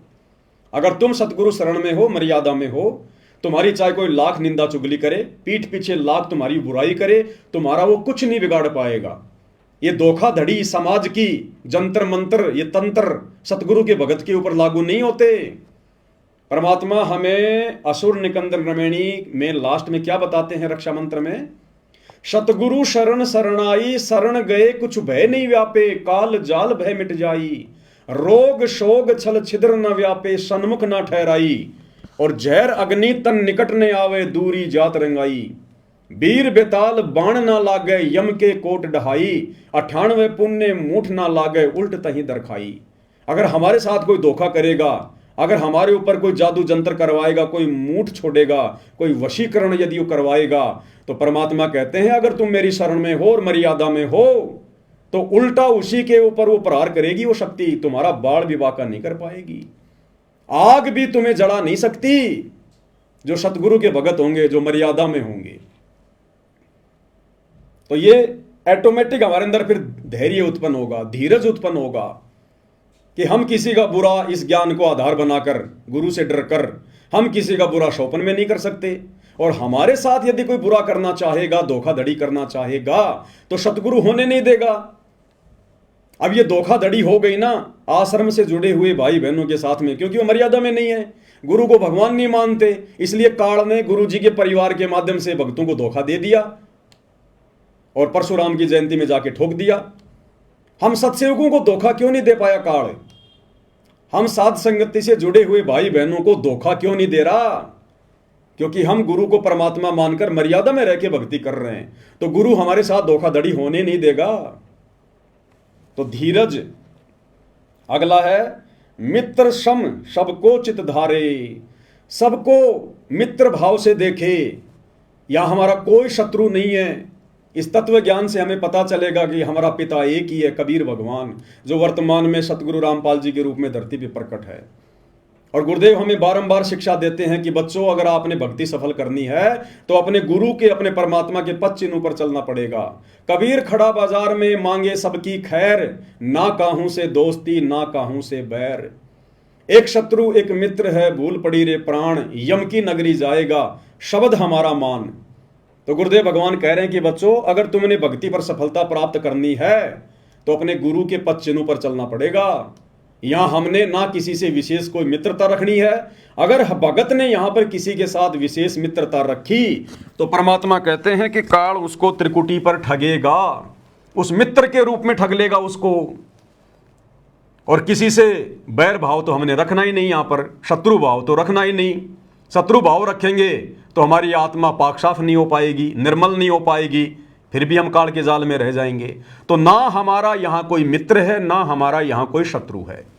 हमारा एक ही मित्र है, हमारा गुरु, हमारा सतगुरु।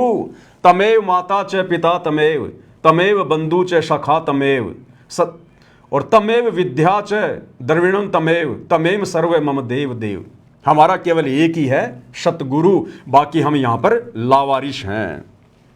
तो मित्र सम सबको चित धारे, ये भी भगत के अंदर लक्षण होना चाहिए। ये आत्मा के श्रृंगारों की बात हो रही है। अगला है त्याग।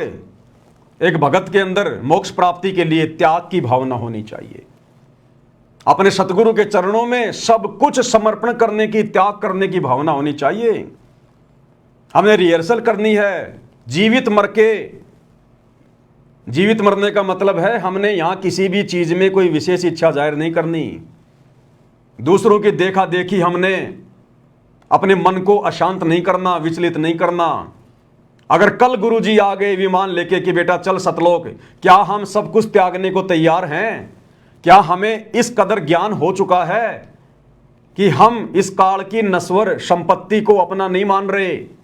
हम एक पल में सब कुछ छोड़ने को तैयार हैं या नहीं है? तो हमने रिहर्सल करनी है ये, गुरु के सत्संग सुनकर, ज्ञान को आधार बनाकर, साध संगति के माध्यम से, कि ना जाने मेरा लेने वाला, मेरा लणिहार वो कब आ जाए और मुझे उसके साथ में चलना पड़ जाए। जब लड़की का लणिहार आ जाता है उसको लेने के लिए और वो लड़की सब कुछ छोड़ छाड़ देती है 2 मिनट में, लेके अपना बक्सा और अपने पति के साथ में चल पड़ती है। जिस माँ बाप ने उस लड़के को 20 साल तक पाला पोसा, उसकी जरूरतों को पूरा किया, अब उस लड़के का विशेष प्रेम अपने पति में बन गया। पति में, उस पति के लिए अपने माँ बाप के घर को भी छोड़ देगी, अपने सास ससुर को भी छोड़ देगी। जब न्यारे होते हैं, 2 भाई अलग अलग होते हैं, तो 2 मिनट में वो लड़की सबको छोड़ छाड़ के और अपने पति की तरफ जाके खड़ी हो जाती है। तो इस काल लोक को जो गुरुदेव ने दिखा दिया, बता दिया, ये खोकापुर झूठा लोक, हर चीज नश्वर, ये नष्ट होता है। असंख्यों बार यहां पर महाप्रलय हो चुकी है, सब कुछ नष्ट हो जाता है, मिट्टी मिट्टी हो जाता है। फिर यहां हमारा है क्या? तो गुरुदेव कह रहे हैं आपके अंदर इतनी त्याग की भावना होनी चाहिए, इतनी प्रबल, कि मेरे गुरु के एक इशारे पर सब कुछ छोड़ छाड़ के, आत्मा से छोड़ना पड़ेगा, शरीर से नहीं। शरीर से तो सबका ही छूटता है मरने के बाद में। जिसने जीवित मरने की रिहर्सल कर ली, जिसने ज्ञान को आधार बना के कि यहां मेरा कुछ नहीं है, ये 21 ब्रह्मांड तो मेरे बाप ने, सतगुरु रामपाल जी भगवान ने काल को भीख में दिए उसकी तपस्या के बदले। अगर इसी 21 ब्रह्मांड की संपत्ति पर भी यदि किसी का अधिकार है तो काल का अधिकार है, मेरा नहीं है। ये मेरा देश नहीं है, मेरा घर नहीं है। होले सुहागण सुरता त्यार मालिक घर, जाना है तेरा सुन शिखर बरतार। हमारा पति ये काल नहीं है, हमारा पति कबीर साहब है, जो वर्तमान में सतगुरु रामपाल जी के रूप में हमें लेने के लिए आए हुए हैं। तो परमेश्वर कह रहे हैं भगत के अंदर त्याग की भावना भी होनी चाहिए, वैराग, हमारे अंदर वैराग उत्पन्न होना चाहिए, हमारी आंखों से आंसू निकलने चाहिए सतगुरु को याद करके, काल के दुखों को याद करके, सतलोक के सुखों को याद करके। हमारे अंदर वैराग्य उत्पन्न होना चाहिए अपने गुरु जी के प्रति, अपने महबूब के प्रति, कि परमेश्वर आपने कैसे दया बख्शी, अनंत युगों से परमात्मा आप हम नीचों के पीछे भटक रहे हो, हमारे लिए इस गंदे लोक में आकर, जिस लोक की तरफ सतलोक जाने के बाद कोई देखना भी पसंद नहीं करता, आप इस गंदे लोक में आते हो, यहाँ रहते हो, एक पूरा जीवन लीला करते हो, ये परमेश्वर हम नीचों के लिए। तो इन सब बातों को विचार करके अपने गुरु जी के प्रति प्रेम उमड़ना चाहिए, वैराग्य होना चाहिए। निष्कर्मा, भगत ने कोई भी कार्य निष्क्रम भाव से करना चाहिए। लोभ, लालच, छल, कपट, राग, द्वेष भगत के नजदीक भी नहीं होना चाहिए। गुरुदेव भगवान सत्संगों में समझाते हैं, मैं पवनदास कोई उपदेश नहीं दे रहा, मैं भी आपकी तरह दो कोटि का जीव हूं, मालिक का विधान आपको बता रहा हूं, ये मेरे ऊपर भी लागू है, सब पे लागू है। ये निष्कर्मा और भक्ति हमने निष्कर्म भाव से करनी है। इस भक्ति के प्रतिफल में हमने कोई सांसारिक डिमांड अपने गुरु से नहीं करनी, कोई इच्छा अपने मन में नहीं करनी। दंडवत करते समय, आरती करते समय, मंत्र जाप करते समय, हमारा बाप, हमारा गुरु अंतर्यामी है, उन्हें सब पता है हमें कब किस चीज की आवश्यकता है। और ये सावड़सा सेठ है, सर्वशक्तिमान है, फिर भला इनसे मांगने की जरूरत क्या है। अगर हम मर्यादा में रह के भक्ति करेंगे, अगर भक्ति सही प्रकार से करेंगे, तो गुरु हमें किसी चीज के अभाव में रहने नहीं देगा। गुरुदेव ने हमें बताया कि बच्चों तुम्हें तो मांगना भी नहीं आता, क्या मांगना चाहिए अपने गुरुदेव भगवान से? भक्ति दान मोह दीजियो देवन के देवा हो, भक्ति दान गुरु दीजियो देवन के देवा हो, जन्म पाया भूलों नहीं करहूं पद सेवा हो। गुरुदेव ने बताया कि तुमने केवल भक्ति मांगनी चाहिए अपने गुरु से, अपने भगवान से, केवल भक्ति। भक्ति में सब कुछ आ गया। गुरुदेव ने एक उदाहरण दिया, एक पिता ने अपने बेटी की शादी कर दी, कुछ समय के बाद में बेटी और उसकी सास का आपस में झगड़ा रहने लगा। तो सास ने अपनी पुत्र वधू के बाप को बुलाया। उसने कहा जी क्यों बुलाया, क्या बात है? बोला जी आपकी जो लड़की है ना इसको ले जाओ आप। बोला जी क्यों, कोई बात भी होगी? बोला जी ये किसी चीज को छोड़ती नहीं है, ये किसी चीज को नहीं छोड़ती है। दही ये खा जाती है, मलाई ये खा जाती है, घी ये खा जाती है, छाछ ये पी जाती है, ये छोड़ती नहीं किसी चीज को। तो उस पिता ने अपनी बेटी से कहा कि बेटी तू एक काम किया कर, तू छिक के दूध पी लिया कर, ये मलाई फलाई घी घा छोड़ दे, तू दूध पिया कर ढंग से। दूध में दही भी आ गया, छाछ भी आ गई, मलाई भी आ गई, मक्खन भी आ गया और घी भी आ गया, तन और कुछ खाने की आवश्यकता नहीं पड़ेगी। तो इसी प्रकार गुरुदेव कह रहे हैं बच्चों तुम मर्यादा में रह के भक्ति कर लो, अपने गुरु के वचन में रह के समाज से संघर्ष करो मर्यादाओं के लिए। तुमने उसके बाद अपने गुरु से या समाज से किसी से कुछ मांगने की जरूरत नहीं पड़ेगी, तुमने हाथ फैलाने की जरूरत ही नहीं पड़ेगी। वो अंतर्यामी तुम्हें समय से पहले देगा, समय से पहले, उसको सब पता है। जब तुम अपने गुरु पर आश्रित हो जाओगे ना, ये जीव अभाव में उसी समय तक रहता है जब तक गुरु के प्रति समर्पित नहीं है। गुरुदेव ने उदाहरण दिया कि एक 6 महीने का बच्चा, साल भर का बच्चा, वो पूर्णतया अपने माता पिता पे जो है वो आश्रित होता है, समर्पित होता है। और माता पिता सर्दी आने से पहले उसके मोजे, जूते, स्वेटर, कोट पहले व्यवस्था कर लेते हैं। उस बच्चे को नहीं पता कि आगे क्या होने वाला है, सर्दी आएगी या गर्मी आएगी या ओले गिरेंगे, लेकिन वो बच्चा अपने माता पिता पे समर्पित है। इसलिए माता पिता को चिंता है, जो जाकी शरणा बसै ताको ताकी लाज, जल स्यों ही मछली चढ़ जाती बह जाते गजराज। तो जब हम अपने गुरुदेव पर आश्रित हो जाएंगे पूर्णतया, फिर देखना ये परमात्मा खुले हाथ से हमें इस गंदे लोक के सुख भी भुगवाएगा। तो हमने केवल भक्ति मांगनी है परमात्मा से, और निष्क्रम भाव से भक्ति करनी है, कोई डिमांड नहीं करनी हमने गुरुदेव से। परमात्मा कहते हैं जब लग भक्ति सह कामना तब लग निष्फल सेव, और कहे कबीर वे क्यों मिले निष्कामी निज देव। जब लग भक्ति सह कामना, जब तक आप इस सतगुरु की भक्ति को मन में किसी प्रकार की डिमांड या इच्छा रख के करते हो, तब लग निष्फल सेव, तुम्हारी पूजा तुम्हारी भक्ति निष्फल है, बेकार है। और कहे कबीर वे क्यों मिले निष्कामी निजदेव, वो परमात्मा तो निष्काम भक्ति करने वालों को प्राप्त होता है, तुम्हें क्यों मिलेगा। तो निष्कर्म भाव से हमने भक्ति करनी है। निर्दोषा धोखा रहित, भगत ने किसी के साथ सौपन में भी धोखा करना तो दूर सोचना भी नहीं है, क्योंकि भगत अगर धोखा करेगा तो आत्मा निर्मल कैसे होगी, सतगुरु प्रसन्न कैसे होगा जो घट में बैठा हुआ है। गंदी जगह में तो फिर सतगुरु बैठेगा ही नहीं, और सतगुरु यदि घट से बाहर निकल गया तो दूसरा कौन है फिर, काल, वो आ बैठेगा, सारे उल्टे काम होंगे फिर। तो निर्दोषा यानी धोखा रहित होना चाहिए भगत को। परमात्मा कहते हैं कबीरा आप ठगाइए और न ठगिए कोई, अरे आप ठगाए सुख होता है, औरों को ठगे दुख होए। अगर हमारे साथ कोई धोखाधड़ी करके हमारे साथ धोखा कर रहा है तो उसमें हमने संतोष करना चाहिए, कोई बात नहीं भाई, परमात्मा और देगा, समर्थ मेरे साथ में है, कोई चीज की कोई कमी नहीं है। लेकिन हमारे मन में दूसरों के साथ में ठगी करने का अगर विचार भी आ गया, धोखा करना ठगी करना तो बहुत दूर की बात है।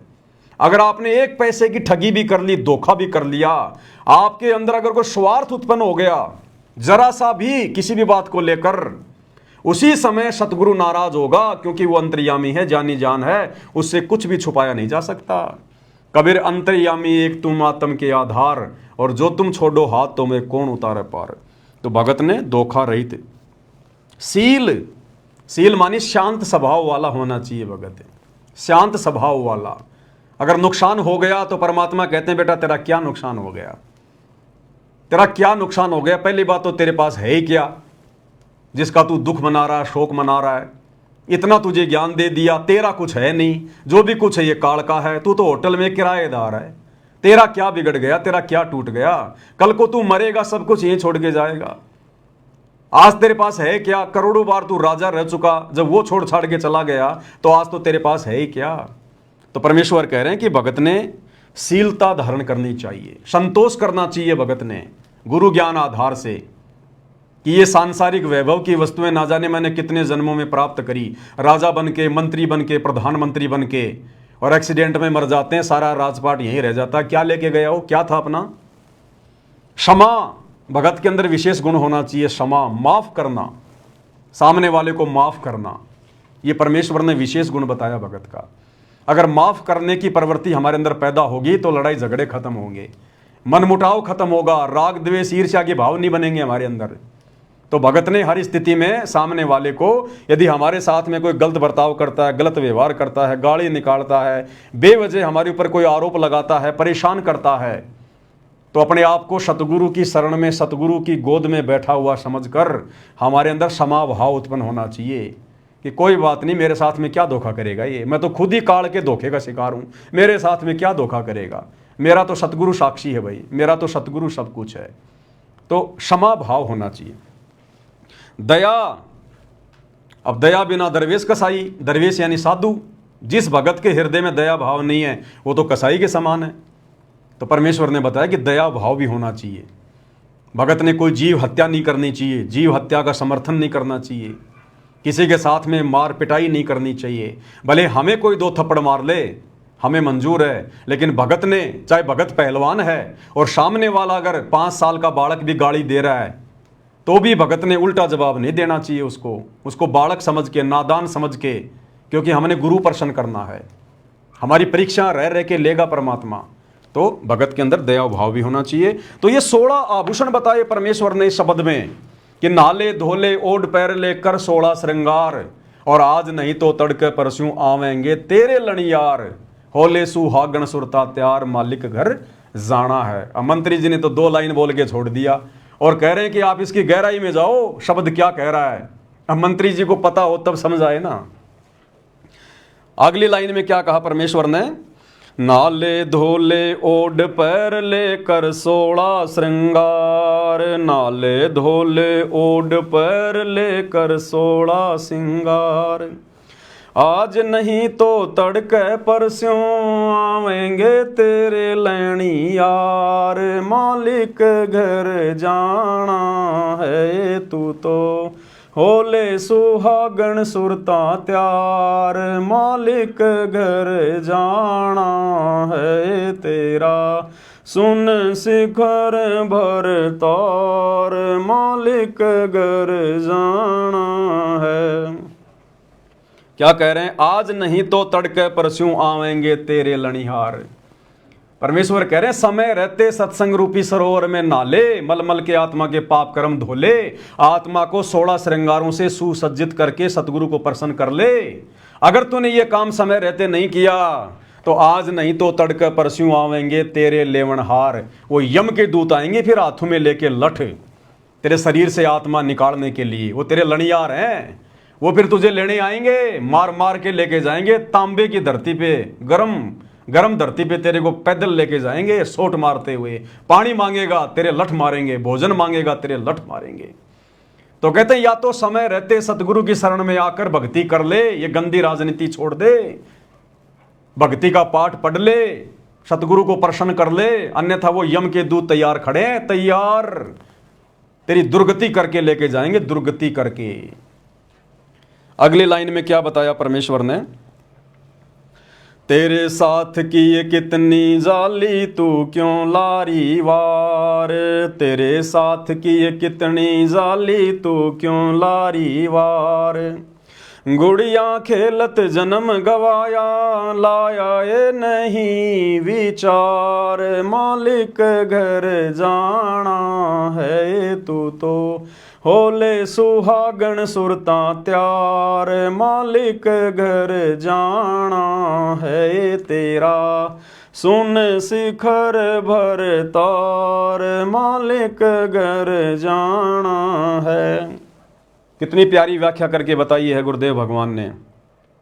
आत्मा को कह रहे हैं परमेश्वर कि तेरे साथ की ये कितनी जाली तू क्यों लारी वार, कि हे नादान आत्मा, तेरे साथ सतलोक से काल के चक्कर में मुझे छोड़कर जितनी आत्मा यहां आई थी उनमें से कितनी आत्माएं, असंख्यों आत्माएं वापस मेरे साथ जब मैं सतगुरु रूप में आता हूं तो मेरे ज्ञान को समझकर मेरी बात मानकर वापस सतलोक को चली गई। तेरे साथ की कितनी जाली, जो तेरे साथ जो सतलोक से आई थी ना इस काललोक में, वो तेरे साथ की आत्माएं कितनी मेरे साथ वापस सतलोक जा चुकी हैं। गुरुदेव भगवान कह रहे हैं, समझा रहे हैं परमात्मा शब्द के माध्यम से। और तू क्यों लारी वार, तू लेट क्यों हो रही है, तू देरी क्यों कर रही है, तुझे क्या समझ में नहीं आया, तू क्यों देरी लगा रही है इस काल के लोक में? क्या अभी तूने काल की व्यवस्था में सड़ना है? 84 लाख योनियों में धक्के खाने हैं, तेरे क्या समझ में नहीं आया? सतगुरु मिल गया, सब कुछ बता दिया, सब कुछ खोल के रख दिया, साहिब ने भेद दिया सब खोला अपने सतलोक राजधानी का। तो गुरुदेव आत्मा को कह रहे हैं, हे नादान, अब तू क्यों देरी कर रही है, सतलोक चलने की तैयारी क्यों नहीं कर रही? तेरे साथ की ये कितनी जाली तू क्यों लारी वार, और गुड़िया खेलत जन्म गवाया, लाया है नहीं विचार। तू गुरु के ज्ञान को आधार ना बनाकर असंख्य जन्म तूने बर्बाद कर दिए ये गुड्डा गुड्डी का खेल खेलते हुए। इस काल के लोक में बच्चे पैदा करना, बड़ी गाड़ी लेके आना, बड़ी कोठी बनाना, बड़े बड़े बिजनेस सेट करना, मंत्री पद प्राप्त करना, दुनिया पे राज करने की सोचना, दुनिया भर की संपत्ति इकट्ठी करने की सोचना। कहते हैं ये तो गुड्डा गुड्डी का खेल है, गुड्डा गुड्डी का खेल। और ये झूठा खेल खेलते हुए तेरे को असंख्य जन्म बीत गए, असंख्य जन्म, तेरे कुछ भी हाथ नहीं लगा, तू भिखारी की भिखारी है। परमात्मा कहते हैं जिस प्रकार एक जुआरी व्यक्ति जुए में हारकर अंत में हाथ मलता हुआ जाता है, कहे कबीर अंत की बारी जैसे हाथ झाड़ चले जुआरी। कहते हैं अगर तू सतगुरु के ज्ञान को ध्यान में नहीं रखेगी, भक्ति नहीं करेगी, तो अंत में ये गुड्डा गुड्डी का खेल खेलते हुए जब तेरा शरीर छूटेगा ना, तू खाली हाथ जाएगी यहां से। ये मंत्री पद, ये राजपद, ये प्रधानमंत्री का पद, ये हाथी घोड़े, ये संपत्ति, ये बेटा बेटी, रिश्तेदार, तेरे साथ में कोई नहीं जाएगा।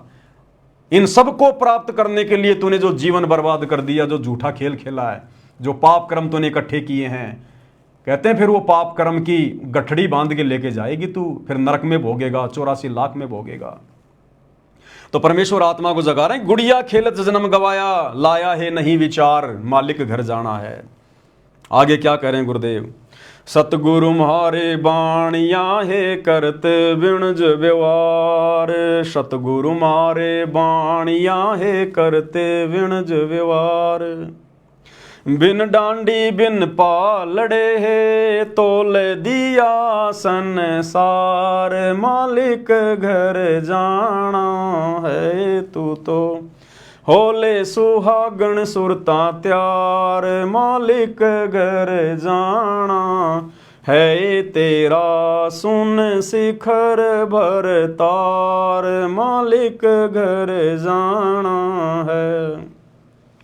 सतगुरु म्हारे बाणिया है करते बिणज व्यवहार। जो बाणिया होता है, जो लालाजी होता है ना, सेठ वैश्य, वो किस तरह से अपना व्यापार करता है।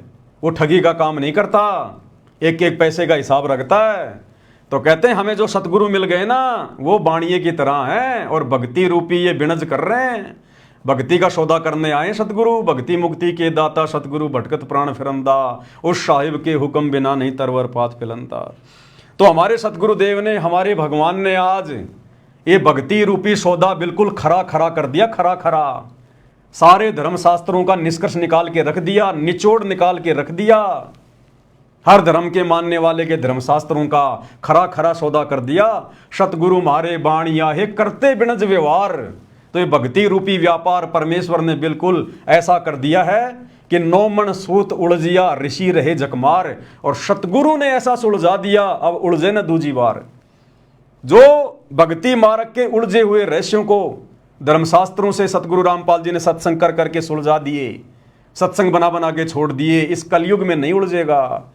हाँ, अगर किसी की नीयत नहीं है भक्ति करने की, पार होने की, वो बात अलग है। बाकी सतगुरु ने कोई कमी नहीं छोड़ी भक्ति रूपी व्यापार करने में। हर चीज को बिल्कुल क्लियर आईने की तरह कर दिया कि भैया तुमने देख लो, अब ये तो है काल, ये है 21 ब्रह्मांड, ये है नकली लोक, और तुम सतलोक में रहा करते थे। सृष्टि रचना के माध्यम से बता दिया तुम क्या सुख भोगा करते थे और कैसे तुम काल के साथ नीचे आए, कैसे आज तुम्हारी दुर्गति हो रही है। एक जन्म में तुम्हारे को इंसान बना दिया, स्त्री या पुरुष। तुम सारे दुखों को भूल जाते हो, गधे कुत्ते सुअर वालों को, हैं, मगन हो जाते हो तुम। जब सतगुरु आता है तो तुम सुनते नहीं, फिर अगले जन्म में गधे कुत्ते बन के फिर तुम रोते हो। फिर तुम्हारा बाप तुम्हारे लिए बार बार यहाँ आता है, भटकता है, तुम्हारे दुख में वो स्वयं भी दुखी होता है। तो परमेश्वर कहते हैं कि मैंने तो सब कुछ निष्कर्ष निकाल के दे दिया, अब तेरी इच्छा, तुझे काल की व्यवस्था में सड़ना है या मेरे साथ में सतलोक चलना है। बिन डांडी बिन पालड़े तोल दिया संसार। बिना डांडी बिना पालड़े के। बढ़िया तो डांडी और पालड़े से तोलता है, गुरुदेव ने तो बिना डांडी और पालड़े के अपने आध्यात्मिक ज्ञान से, अपने तत्व ज्ञान से नीर खीर का निवेरा कर दिया गुरुदेव ने। तो कहते हैं सतगुरु म्हारे बाणिया है करते बिणज व्यवहार। बिन डांडी बिन पालड़े है तोल दिया संसार। मालिक घर जाना है। ब्रह्मा विष्णु महेश की क्या स्थिति है, देवी देवताओं की क्या स्थिति है। तुम्हारे को एक बार मनुष्य जन्म मिलता है, फिर 84 लाख योनियों का चक्कर काटना पड़ेगा, भयंकर कष्ट उठाने पड़ेंगे, गधे के शरीर में, सुअर के शरीर में टट्टी खाना पड़ेगा। ऐसी दुर्गति करेगा, राजा बनोगे, सैनिक बनोगे, तुम्हारी गर्दनें कटेंगी, युद्ध होंगे, फिर कुत्ते बनोगे, तुम्हारे सर में कीड़े पड़ेंगे। तो गुरुदेव ने बिन डांडी बिन पालड़े के पूरा अध्यात्म बिल्कुल क्लियर कर दिया। लास्ट में क्या कह रहे हैं गुरुदेव भगवान, सुन सिकर में सेज पिया की हंस हंस कर ले प्यार। सुन सिकर में सेज पिया की हंस हंस कर ले प्यार। कहें कबीर सुनो मेरी सजनी, लूटो न अजब बहार। मालिक घर जाना है तू तो होले सुहागण सुरता त्यार। मालिक घर जाना है तेरा सुन शिखर भर तार। मालिक घर जाना है। सुन शिखर में सेज पिया की। सुन शिखर सबसे ऊपर, टॉप मोस्ट पहले सतलोक, कहते हैं वहां पर तेरे पिया की, तेरे गुरु की, तेरे भगवान की सेज है, उसका सिंहासन है वहां पर। और हंस हंस कर ले प्यार, अपने गुरुदेव के लाड लड़ा वहां पर। जितना मर्जी सुख भोग, जितने मर्जी दर्शन कर, तू वहां स्वतंत्र है। वहां कोई पढ़ाई नहीं, कोई लिखाई नहीं, कोई काम धंधा नहीं, कोई रोग नहीं, कोई बीमारी नहीं, कोई छल कपट नहीं, कोई वहां पर कोई गरीबी नहीं, कोई दारिद्रता नहीं, कोई लड़ाई झगड़ा करने वाला नहीं, कोई मुकदमाबाजी करने वाला नहीं, शरीर में रोग नहीं, अखंड सुख है वहां पर। ना ये शरीर वहां बूढ़ा होता, ना वहां पर मृत्यु होती। केवल एक बार जन्म होगा आत्मा का सतगुरु की शब्द शक्ति से, उसके बाद ये आत्मा युवा अवस्था में आ जाएगी, फिर सदा युवा ही रहेगी। ना वो आत्मा कभी मरेगी, ना आत्मा का विनाश होगा, और ना ऊपर के चारों लोकों का कभी विनाश होगा। तो परमेश्वर कहते हैं कि सुन शिखर में सेज पिया की हंस हंस कर ले प्यार, और कहे कबीर सुनो मेरी सजनी, लूटो न अजब बहार, मालिक घर जाना है। कहे कबीर सुनो मेरी सजनी, यानी हम आत्मा है, वो हमारा बाप, हमारा परमात्मा है, वो हमारा सजना है, हम उसकी सजनी हैं, वो हमारा महबूब है, हम उसकी प्रियतमा हैं। आत्मा और परमात्मा का अभेद संबंध है। तो परमेश्वर प्यार में, लाड़ में कह रहे हैं, कहे कबीर सुनो मेरी सजनी, है मेरी प्यारी आत्मा, लूटो न अजब बहार, अजब बहार। जो सुख यहां तुम्हें महासुरग में भी देखने को नहीं मिलेंगे, छींट भी नहीं है, वो सुख तुम्हें, अखंड सुख तुम्हें सतलोक में मिलेंगे वहां पर। तो कहते हैं चलो निकलो इस गंदे लोक से। तो इस शब्द के माध्यम से परमेश्वर कबीर जी ने हमें यह समझाना चाहा, हमें यह संदेश देना चाहा। अब इस शब्द की गहराई को यदि कोई मंत्री जी समझ जाए तो क्या वो ये राजपद स्वीकार करेगा क्या, जिस राजपद में निरेक जो है वो कर्म फोड़ने के अलावा दूसरा कुछ भी नहीं है। कितनी झूठ बोलनी पड़ती है, कितने झूठे वादे इरादे करने पड़ते हैं, सारा दिन टेंशन में, और मिलता अंत में कुछ नहीं भैया, मिलता अंत में कुछ नहीं है। 10 15 20 साल राज कर लो, उसके बाद क्या करोगे, खुद के बच्चों से सेवा कराने के काबिल भी नहीं रहोगे बिना भक्ति के। ये दुर्गति होगी फिर अंत में। पार्कों में अकेले बैठे रहोगे, कोई तुम्हें नमस्ते करने वाला भी नहीं मिलेगा। और शरीर इस तरह से घेर लेता है इन मंत्रियों के शरीरों को। भारत देश का इतिहास उठा के देख लो, जितने भी प्रधानमंत्री हुए हैं किसी न किसी रोग से मरे हैं, एक्सीडेंट में मरे हैं, अकाल मृत्यु हुई है। बिना सत भक्ति के आज हमारे भारत देश के इतिहास में जितने भी संत महात्मा हुए हैं, बड़े बड़े ऋषि मुनि हुए हैं, आज इतिहास उठा के देख लो, सबकी दुर्गति से मौत हुई है, सबकी दुर्गति से। दास इसके ऊपर पहले वीडियो बना चुका है। केवल संत भगत, सच्चे सतगुरु की सच्ची भक्ति करने वाले, नरसिंह भगत को देख लो, धना भगत को देख लो, धर्मदास जी को देख लो, गरीबदास जी को देख लो, नानक जी को देख लो। परमेश्वर ने उनका ऐसे शरीर छुड़वाया जैसे पका हुआ आम जरा सी हवा लगते नीचे गिर जाता है। उनको कष्ट नहीं उठाना पड़ता, हाय हाय नहीं करनी पड़ती। भगत का शरीर हॉस्पिटल में हाय हाय करके नहीं छूटता, भगत कभी एक्सीडेंट में नहीं मरता, अकाल मृत्यु नहीं होती। सतगुरु की सच्ची भक्ति करने वाला। तो मंत्री जी को अगर ये शब्द समझ में आ जाता तो मंत्री जी कब का इस्तीफा देकर सतगुरु रामपाल जी से उपदेश लेकर अपनी भक्ति कर रहे होते आज। तो भाई और बहनों, ये सारी बातें तो आज गुरुदेव भगवान ने आप और हमें समझाई है। तो आगे वीडियो में बढ़ते हैं। अब मंत्री जी आगे क्या कुछ कह रहे हैं, क्या कुछ समझा रहे हैं। सतलोक आश्रम से जुड़े हुए भाई बहनों को समझना चाहिए, विचार करना चाहिए, किस प्रकार से धोखा इस काल ने तुम्हारे साथ गुरु जी के बेटों को निमित्त बनाकर राजनेताओं की रैलियों को सफल बनवा के किया है। क्या कह रहे हैं आगे मंत्री जी। और मैं तो हजारों सभाओं में, मैं सत्संग में तो मैं अपने इलेक्शन में तो बोलता ही सत्साहेब था।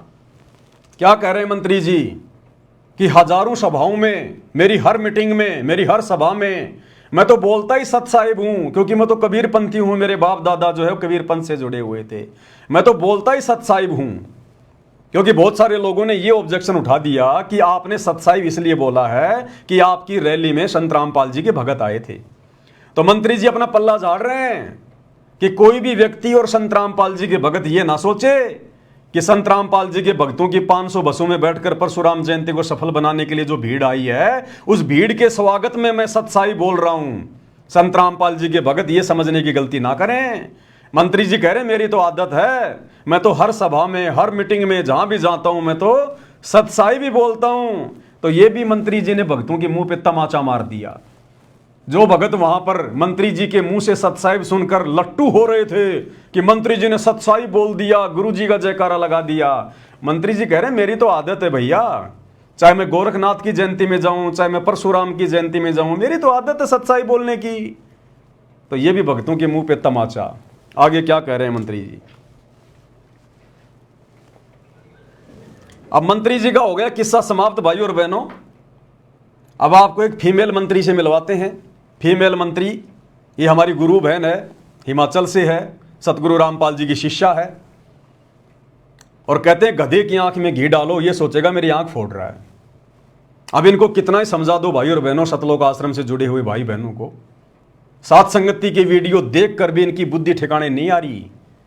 इनकी आत्मा के अंदर जो जंग लगा हुआ ना वो नहीं उतर रहा। अब एक तरफ तो परमात्मा कहते हैं बच्चों तुम्हारी अग्नि परीक्षा का समय चल रहा है, गुरु तो रो रो के सत्संग भेज रहा है हिसार जेल से कि किसी तरह से इनकी आत्मा पिघले, भक्ति में ज्यादा इनका मन लगे, मर्यादाओं की तरफ आगे बढ़ें, संघर्ष करें, गुरु को प्रसन्न करें, नहीं तो काल खाएगा।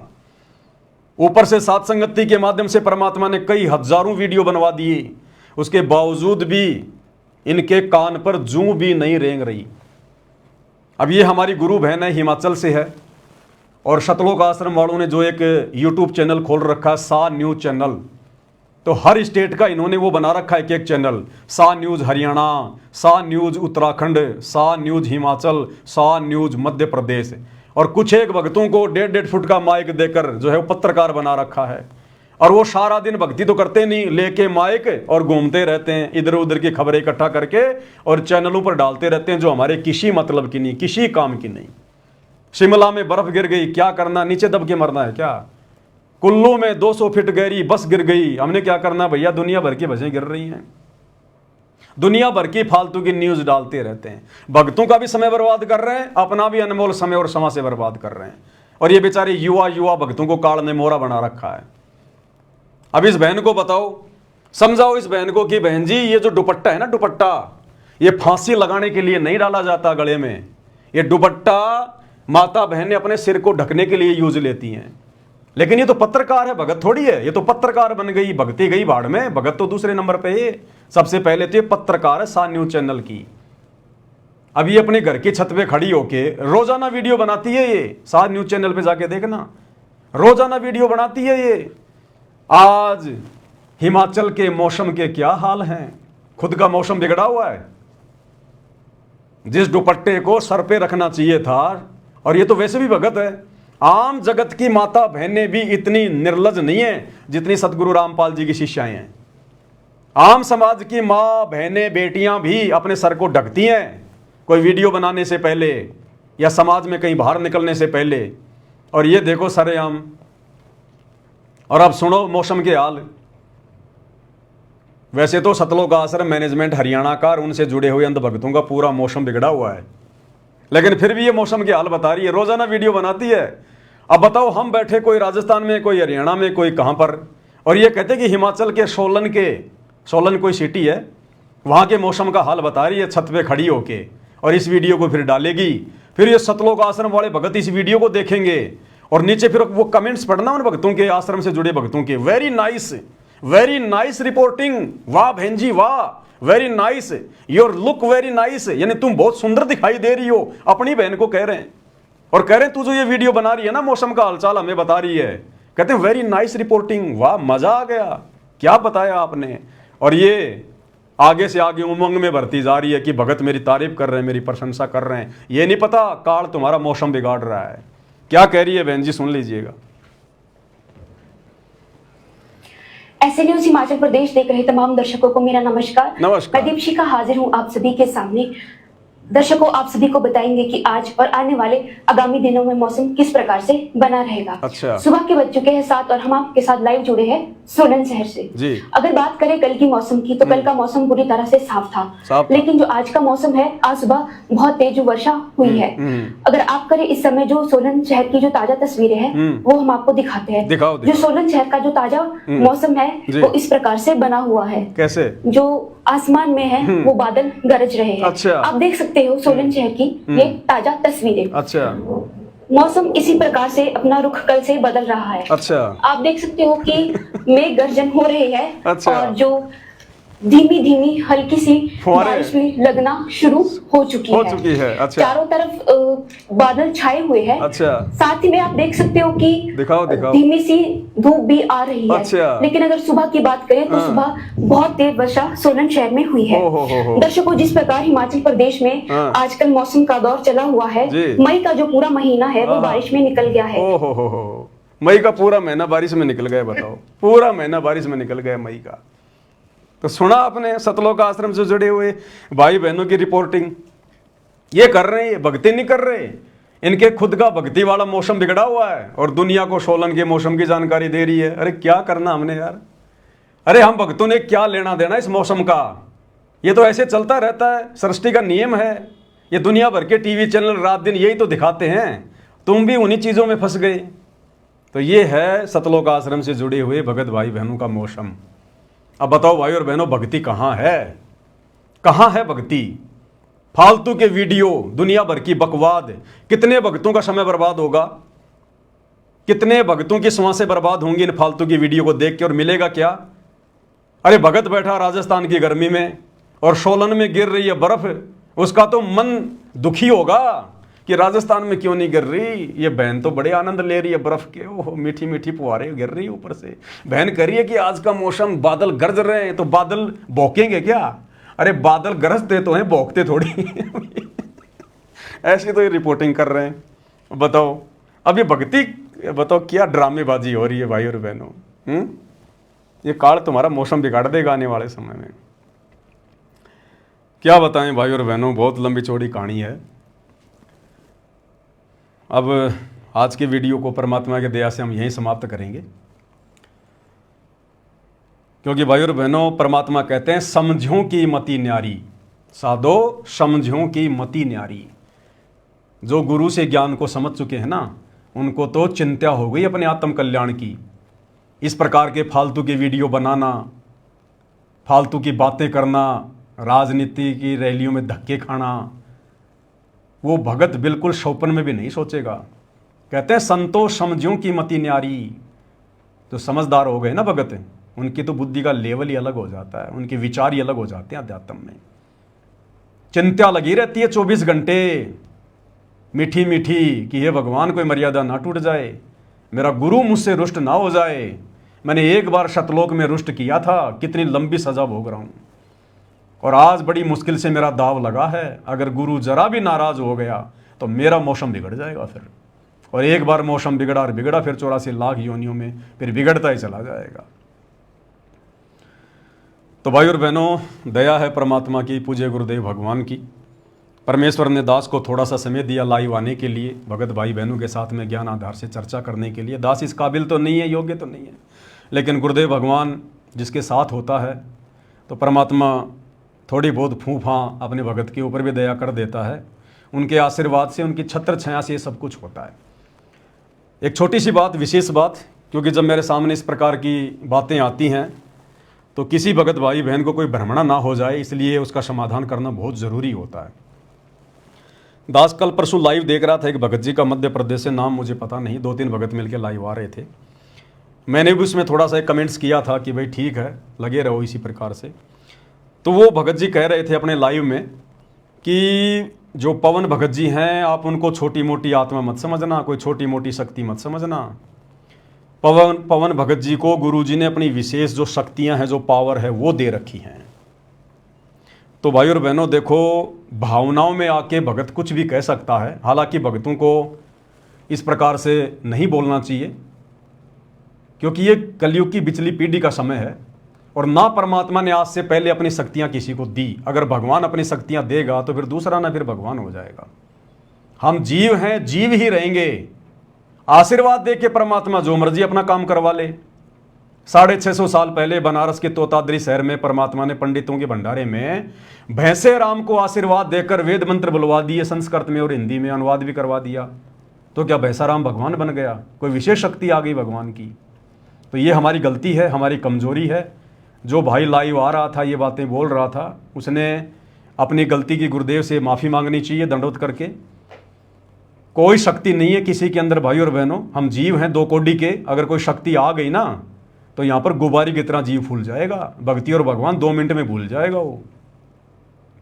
गुरुदेव ने हमें क्या बताया कि बच्चों 24 सिद्धियां हैं, जब तुम ये भक्ति करोगे, मर्यादाओं में रहोगे, गुरु को इष्ट मान के भक्ति करोगे, तो ये सिद्धियां ऑटोमेटिक तुम्हारे अंदर काम करना शुरू कर देंगी। तुमने सिद्धियों का कोई प्रयोग नहीं करना है। अगर तुम्हारी कोई अगर खुल भी जाए कोई अगर वो कमल वमल, तो भी तुमने सिद्धियों का प्रयोग नहीं करना, नहीं तो भक्ति नष्ट कर दोगे।